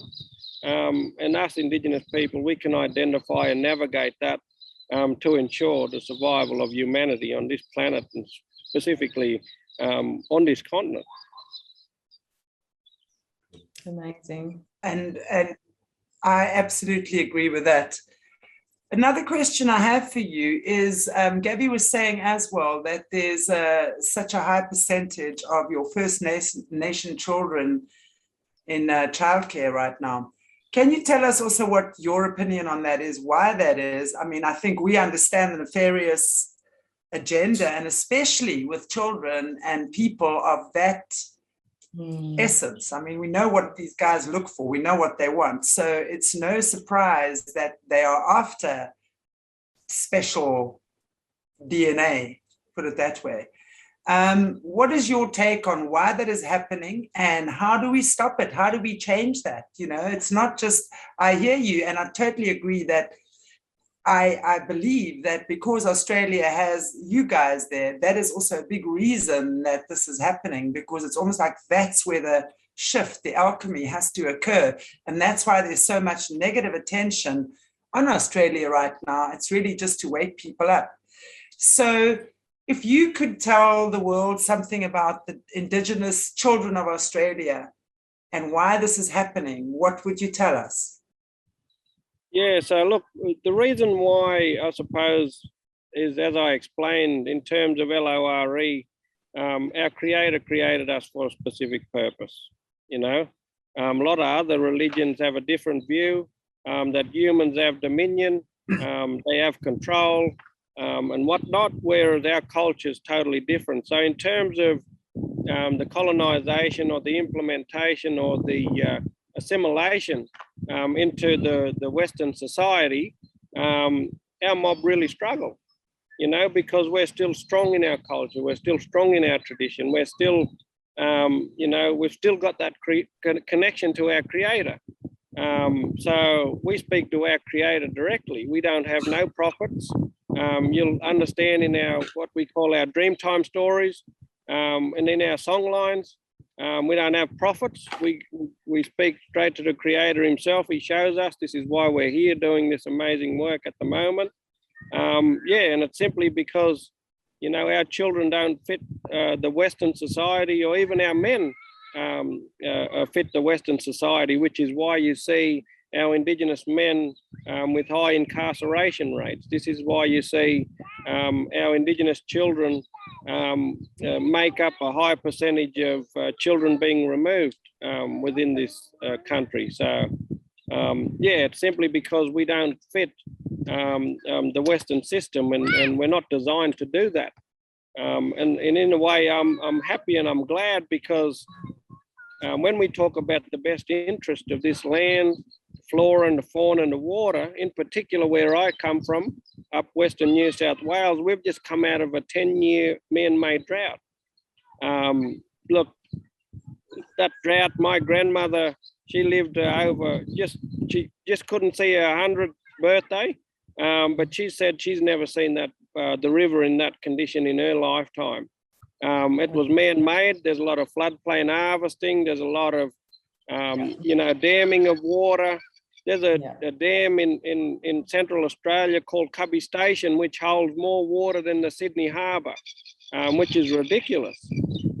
So we've seen, and we've given the opportunity for the Western system to show or to demonstrate whether they can, you know, take in the best interest of this country, including flora, fauna, and those that live within it.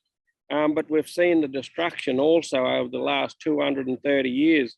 And that's why we're here now to say, well, we've given you more than enough reasonable time to manage this continent in the right way. And now the non-Indigenous people are standing up to, you know, their own systems and saying, you need to get out of the road now, give it back to the traditional custodians, the original people, and allow them to manage this land. And we want to walk alongside them. So, yeah, it's a very beautiful story. It shouldn't come as a surprise to many people. And this is why we're saying, you know, everyone in Australia can feel this. And I believe that everyone around the globe can feel this movement and this change and this shift. We just need them mob to act. So the faster we can get this done, you know, we can have, you know, look to the prosperous future in terms of the health, welfare and well-being of our future generations, and even us. You know, once we step over that line, you know, things will start changing. We'll start to see that. We'll start to see the decline in, you know, the removal of our children. That's non-Indigenous children too as well. We'll lower the incarceration rates. You know, it's a work in progress, but we need to start changing that. So the vision of getting into old Parliament and walking through those doors is to say to the previous system is that shouldn't be a museum of democracy.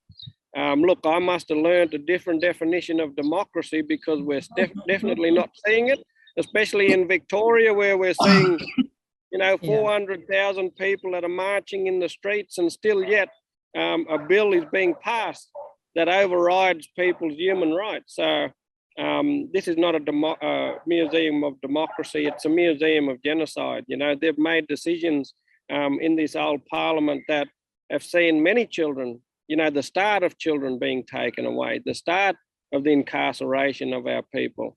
the start of the destruction of our sacred sites and the destruction of our country. So there's no better place to start the rejuvenation process than from where it started. And that's why we're here, and this is why we're taking back old Parliament. And we must remember that under sovereignty, this building was built on First Nations land. So as much as they say that that's their building, we've haven't seen deeds and titles or permission for them to build this structure on First Nations land. So that's our fight. Look, we've been explaining this to the police over the last couple of weeks. You know, their motto is to serve and protect. It's definitely not to serve and protect the public, because they're standing between the public and the building at the moment. So we're still in that process of talking them mob around. Look, we don't want violence. We don't want, you know, anything that's happening, you know, that's going to be violent. We want to do this peacefully and in unity. Look, my vision and the Creator showed me that we need to walk through those doors together. It might sound a bit aspirational at the fact that the police were going to open those doors for us, but I do have faith. And I had a yarn to a few police officers, and I said, I've got faith in my Creator, and you will see, you know, the fruits of the labour, you know, of the First Nations people and the power of LORE, that you guys will not just give us the key, but you'll open the door for us. And if that happens, you mob, I tell you what, it'll be a beautiful sight. It'll be the best start to a prosperous future for thousands, tens of thousands of years to come. Yeah. Wow. It's really beautiful. How are you actually finding your interactions with a policeman in a human-to-human interaction? Because, of course, what we've been seeing recently, not just in Australia, but all around the world, really, is there's a lot of police brutality. So I'm actually interested to know, like, from someone like yourself who's now doing what you're doing, you literally ground level, frontline, physical, spiritual, everything, doing it. And you are actually having physical interactions with police. And at the end of the day, we're all human beings. And I think we're all born with the good in us. So I'd be interested to know, with you having these types of interactions with them, what are you receiving back from them spiritually? Yeah, so look, when we first came down, it was an intense week, I'd have to say. It was very emotional and a spiritual journey. And by that I say, the first few days we had an interaction with them on the step of old Parliament. In terms of education, was asking them those questions, or them becoming conscious that they're standing on a system that is basically a fairy tale. And when I say a fairy tale, I mean that those laws don't really stand. They're just made up by the elite or these decision makers and politicians.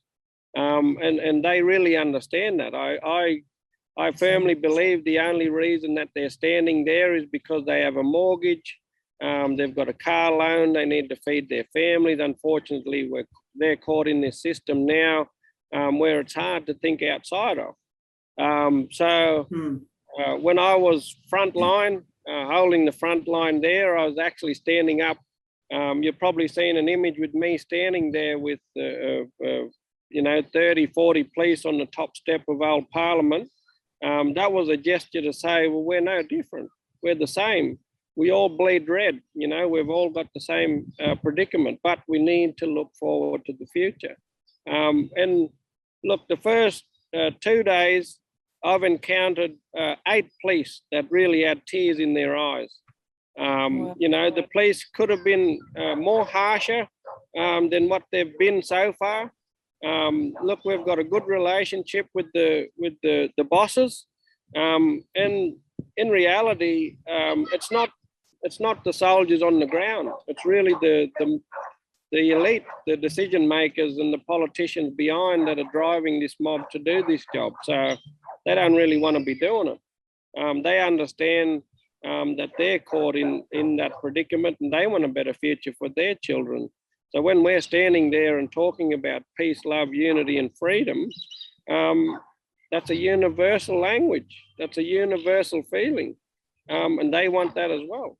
So yeah, it's been an emotional, spiritual journey so far, and we're going to continue to drive that. Yeah, so our next date's on the 15th, but we're really calling out for, in particular, more nations, more of those 369 nations, regional nations from this continent, to really come and stand strong in their sovereignty. And I think these police really know and they understand. 5 years ago, look, I would not have even envisioned that this could happen in my lifetime, but it's happening, you know. And I'm not going to sit back and ponder on why is it me, or why is it my brothers and sisters that's standing next to me, because we just have to get the job done. Yeah. I think it's so powerful how you're choosing to stand.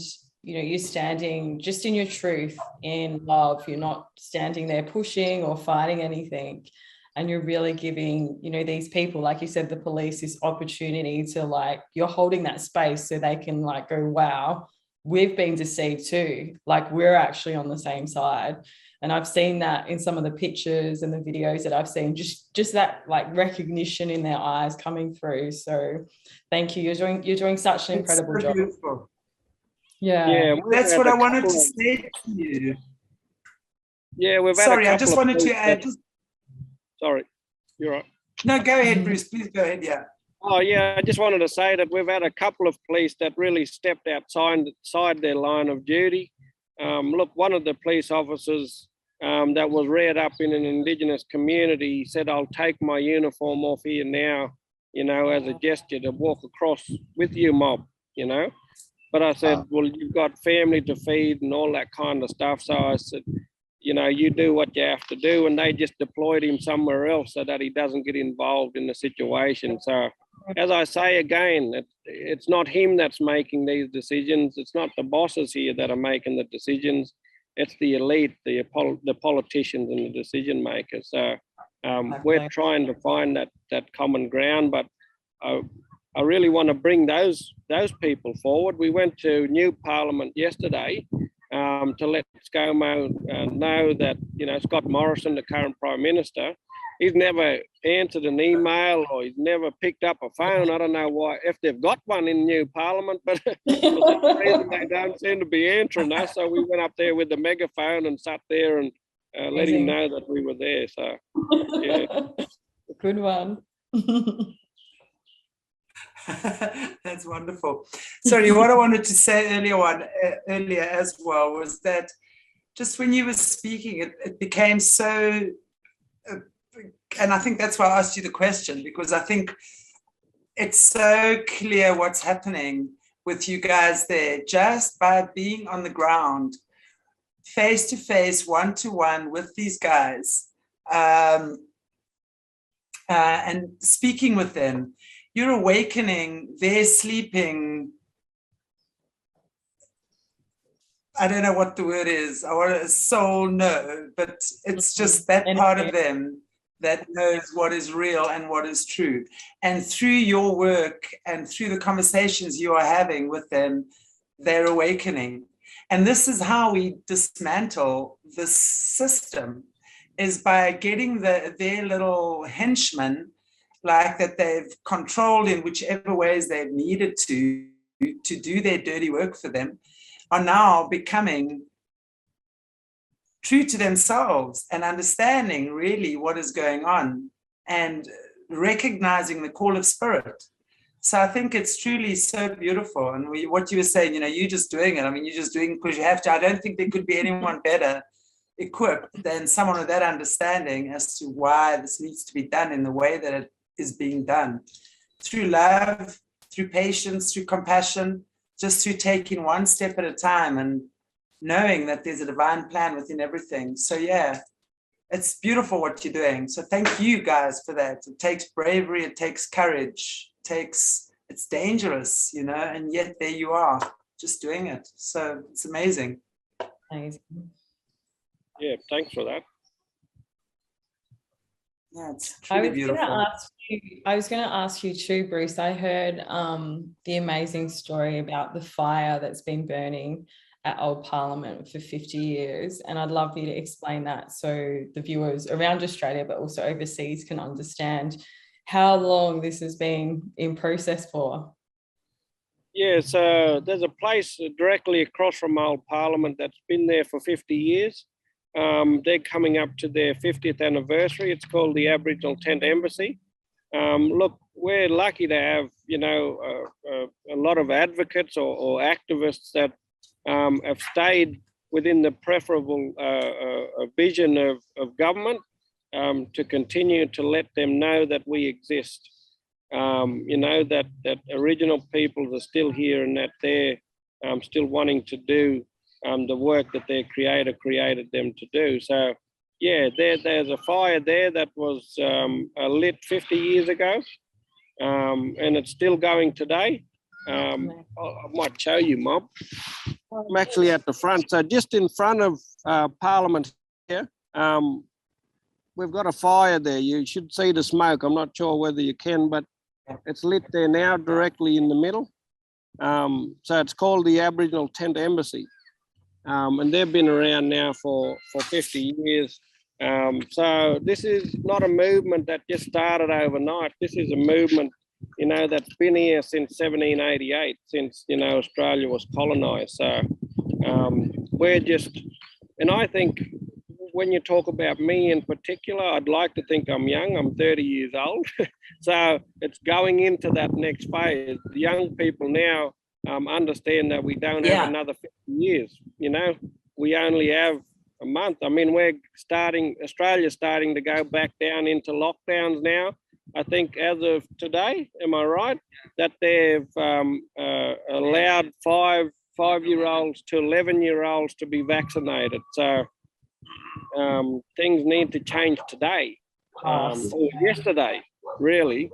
Not today. So us as young people, we're here in the front line alongside non-Indigenous people to ensure literally the survival of our humanity, because we see the impacts of, you know, these vaccinations to children. I'm not a vaxxer or an anti-vaxxer, and don't get the messaging wrong in terms of that we're purely anti-vaxxers in this camp that are pushing this movement.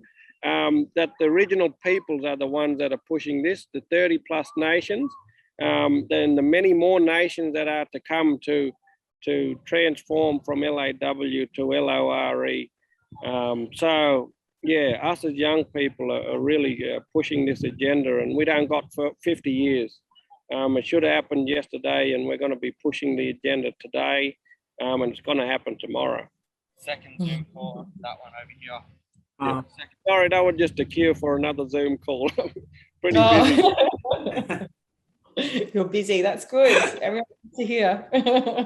I wanted to show you, Mob, some other things too. I mean, I got a beautiful shirt on. Only 5 of these were made, but this is the start of the movement. Up on the top step, that's when the Old Parliament had a door. It doesn't have a door now, but you know, these are the representation of the 7 original nations that started this movement. Look, and they're warrior men and warrior women. And when I say that, they're the toughest mob you'll ever meet in this world, you know. They've got really thick skin. But the other thing too I wanted to show you, Mob, is the nice view here. Now, that mountain down there and the current land that we're on, this is the Ngunnawal and Wiradjuri land. Just acknowledging the traditional custodians and the elders and the land on which I speak here today. But this is women's side. So I've been told that mountain is very sacred in terms of women's business. So I think there's another monument up there, and that's a war monument. Now you can see how disrespectful that is to put a war monument right there in front of a woman's birthing site. Yeah. So these mob are drawing from the spirit, and they've done it all over the world practically. that they've taken the spirit from the land and the Indigenous people and manipulated that. But now we're here to change that. We're here to put it back to the way it should be. So the future's here. I can see the light. You know, I'm running on clouds at the moment because I can't even comprehend. I'm just a little, you know, young fella, black fella grew up on the mission back in Brewarrina. We call it Dot City.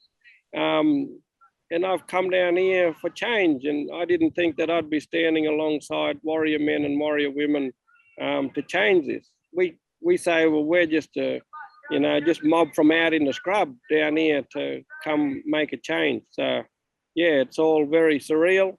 Yeah, and it's all happening. Amazing. Well, you heard the call, didn't you? So Mother Earth and the time and spirit just called you where you were needed, which is amazing.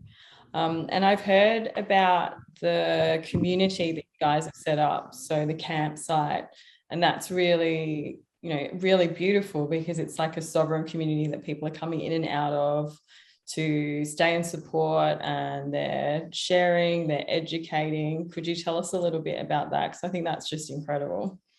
Yeah, so we've got mob from everywhere. Like I said, we've got Japarong mob from down in Victoria. We've got Bunjalung, Gumbaynggirr mob from Central Coast, North Coast. We've got mob from Western Australia, mob from down in Victoria, Yorta. They're just from everywhere, you know, and non-Indigenous people that are traveling from as far as Darwin. Even though we're going into lockdown, I think a lot of, when we talk about sovereignty or LORE, we're talking about changing the mindset and becoming conscious.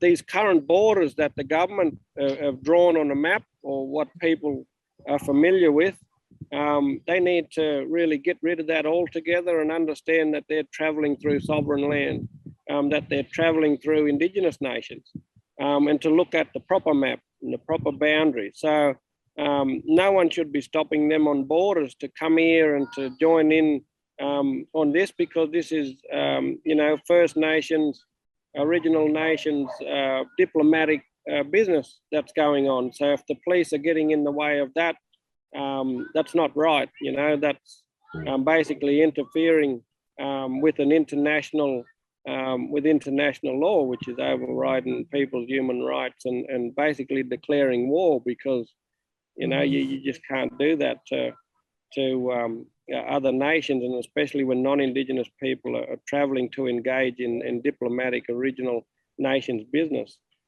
So yeah, we've built a nice camp here. We've got, it's basically a utopia. You know, you've got different embassies from different places, and when mob come, we just merge them into the regions in which, you know, they've come from, and everybody fits in. You know, you think of the vision where multicultural children are playing together, you know, where multicultural adults are sitting around the campfire and learning about one another's culture, learning about traditional law of the land, and the commonalities change.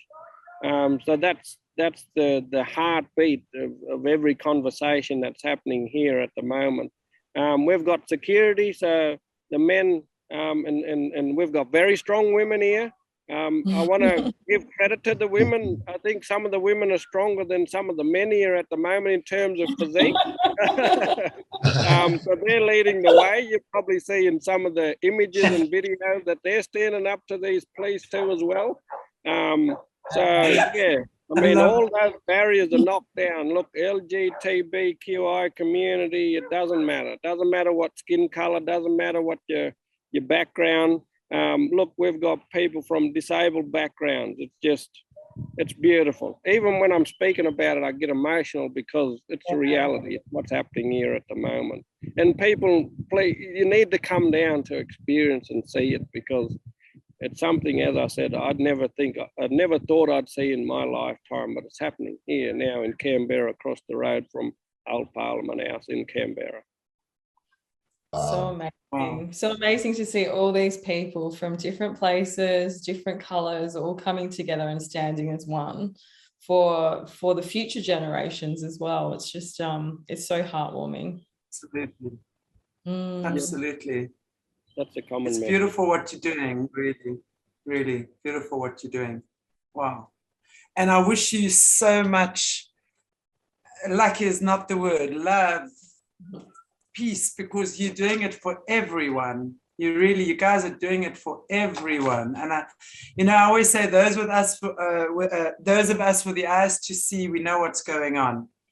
So just because you are a million miles away from me right now, or from South Africa and every other country around, what you guys are doing is filtering through, and it's waking people. It's getting us to realize why we really are here.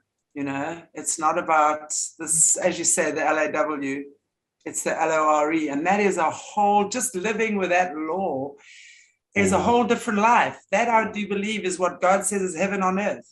It's not some fancy little flying around with little wings. It's living a beautiful, productive life with each other, getting to know each other, growing, learning with each other. It's an expansive process.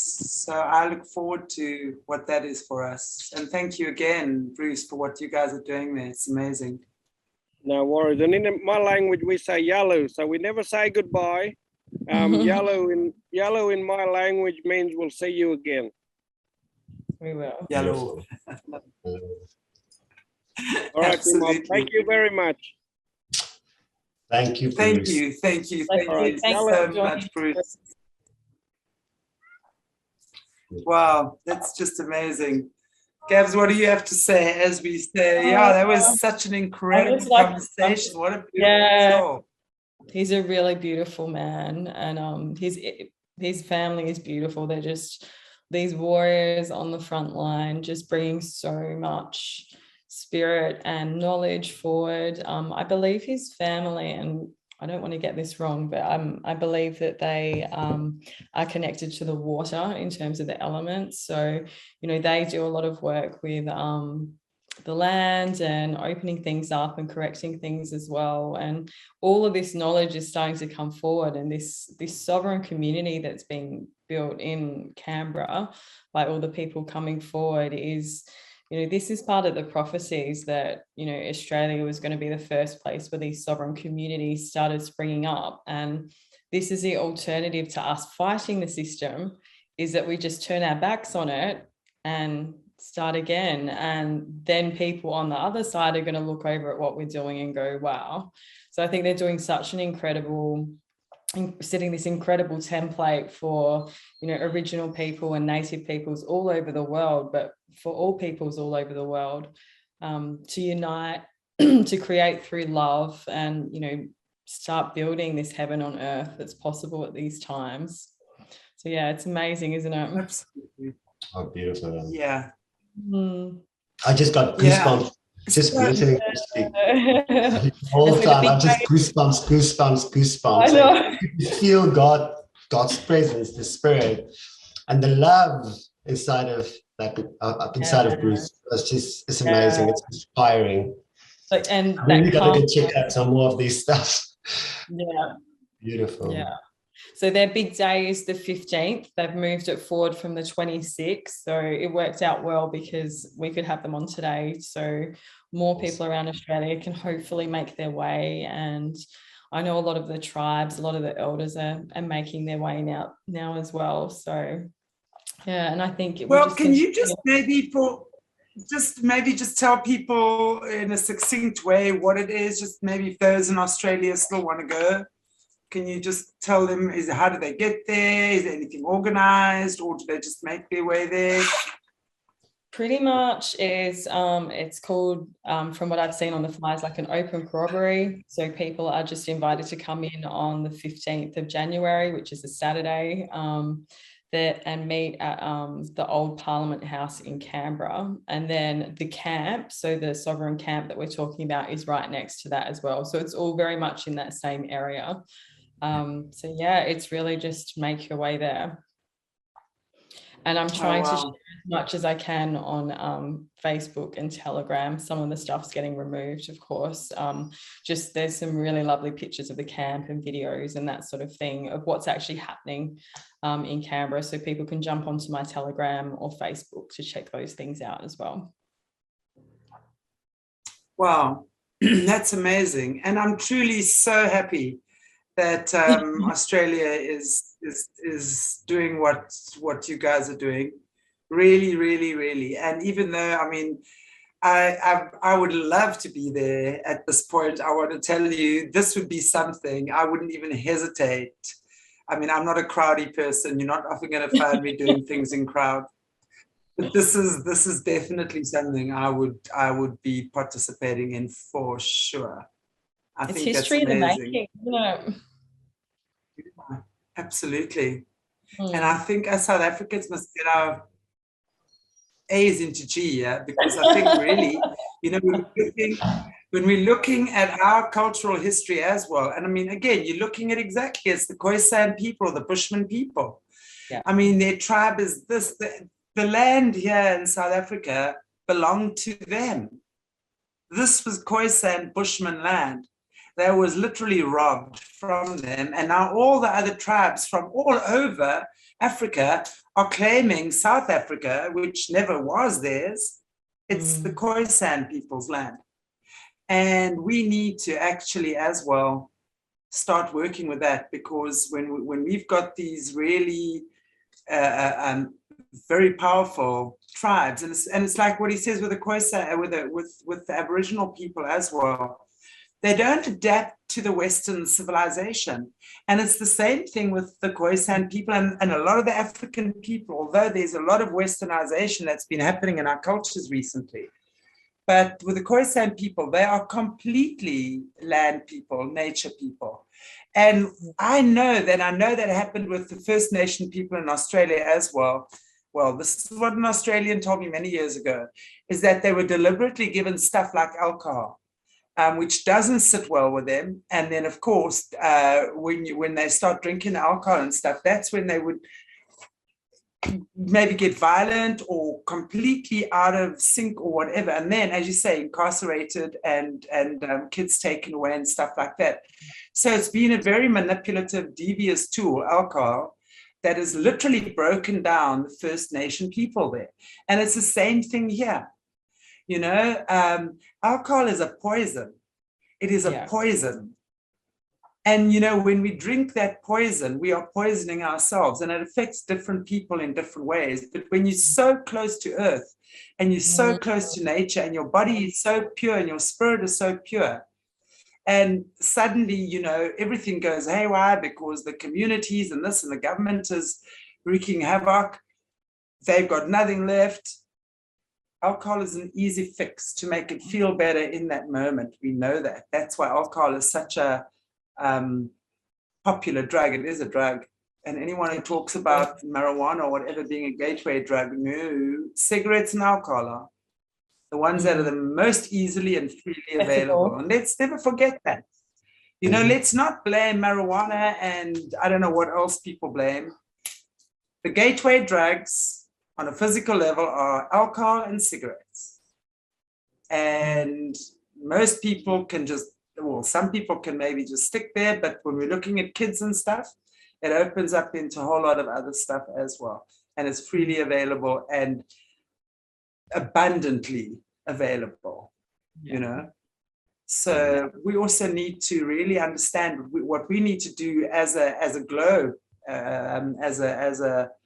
everyone, is to really go back to the ancient tribes that were part of those cultures. I mean, if you're looking at the Red Indians as well, the Aztecs, those people, I mean, those people have had such valuable information of the earth and to live and survive beautifully, harmoniously.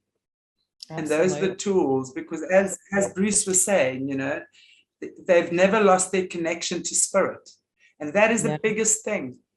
Us in the West, we've lost our connection to spirit, which is why this has been able to go completely haywire. These guys have never lost their connection to spirit.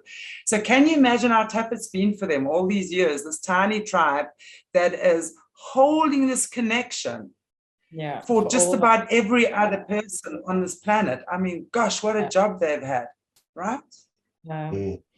Holding that connection to spirit and holding that connection to nature, because, you know, that's what the elite have really tried to weaken humanity with in Western civilization, is disconnect us from the earth and disconnect us from spirit, which disconnects our creativity. And that's, you know, the top 3 strengths of humanity, that they can't touch those things. So they almost tried to take it away from us, and we followed along. So we have so much to learn from these people. I just love when they speak about being the real custodians of the land, and to be taking care of not just the children, but the nature, the plants, the animals. You know, that's such a beautiful perspective that, you know, we can take on and grow. Yeah, it's like he was used exactly the same word as I always do. You know, humans believe man was given dominion of this planet. What rubbish! Because that is so often misunderstood, and man dominates. Man has sole control. Man gets to say who lives and who dies, which animals are killed and which aren't. You know, nonsense. We are given stewardship, and that means we care for the earth. We are not here we care for every living being. We are conscious creators. We work lightly on the earth. We don't leave a heavy carbon print, you know. But as that Dutch guy said, Bernard the banker, I can't remember, I always forget. Sorry guys, you know me, that's how I am by now. So if you haven't learned by now that I forget names and things, well, that's just horrible. You need to learn that soon. But anyway, Bernard the Dutch banker, that guy. And he was saying about, you know, when they are in the dark, in the shadow, operating from shadow self, it's like you want to destroy nature.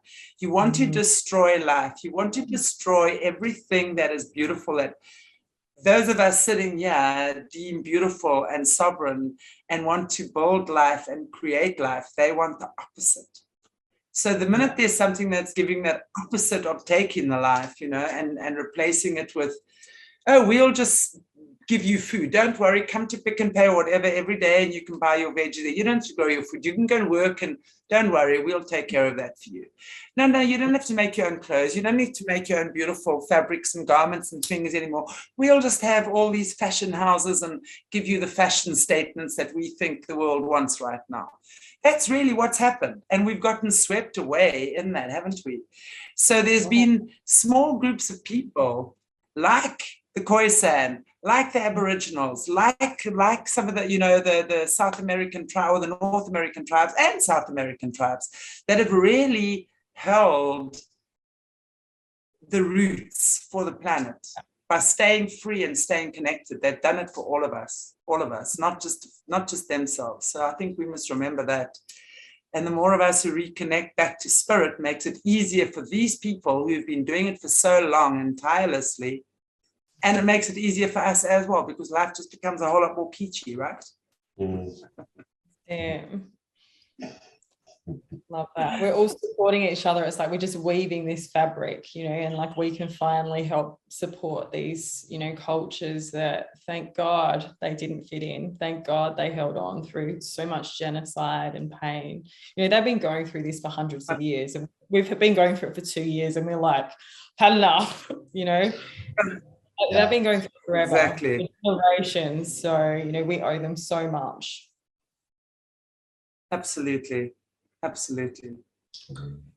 Wow.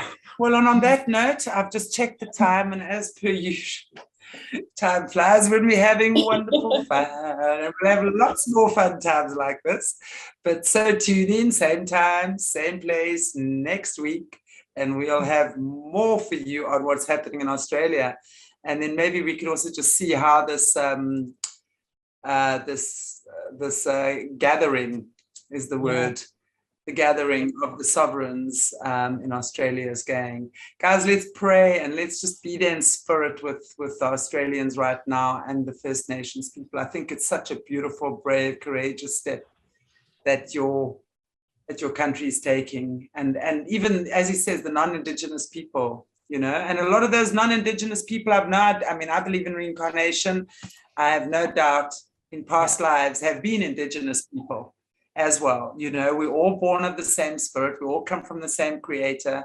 I do believe we all have that same essence of wanting to live and love and just create and co-create together. So it's beautiful. But Gabs, do you have anything to say in closing before we bid each other farewell for the moment? Was it yellow? Yeah, I think so. I just think what a beautiful transmission to hear from Bruce today and hear from those people on the ground. And like you were saying, Shanti, I think, you know, we can all pray for them, surround them with love. And, you know, even if you can't be there in Canberra, like, let this be the template for you to start something in your own community, like gather people together, educate people, have compassion and share with love, you know, and these are things that are happening in Canberra, but we can do it everywhere we are as well. So I think it's amazing. I just have a full heart listening to that tonight. Me too. Absolutely. Absolutely, indeed. Wow. Awesome, guys and girls. Well, on that note, I bid you farewell for another week. And I say thank you so much for watching us, joining us, and supporting our channel and these discussions that we have, which are just getting so much more important to listen to now than ever before. I think it's so important that let's not face all this drama and chaos going on there. Let's face how we can rebuild, how we can restore, how we can recreate, you know, and how we can join movements such as these, because that's how we end the chaos, is by creating something new to replace it. And if we don't want chaos that replaces chaos, then we must be proactive in how we, as you say, start things in our community, start groups, you know, let's get together. How can we, whether it's a prayer group, a meditation group, a support group, whatever, where we can just get together and, you know, commune. Beautiful. Yeah. Create from the heart. That's all we need to do. So simple. Awesome.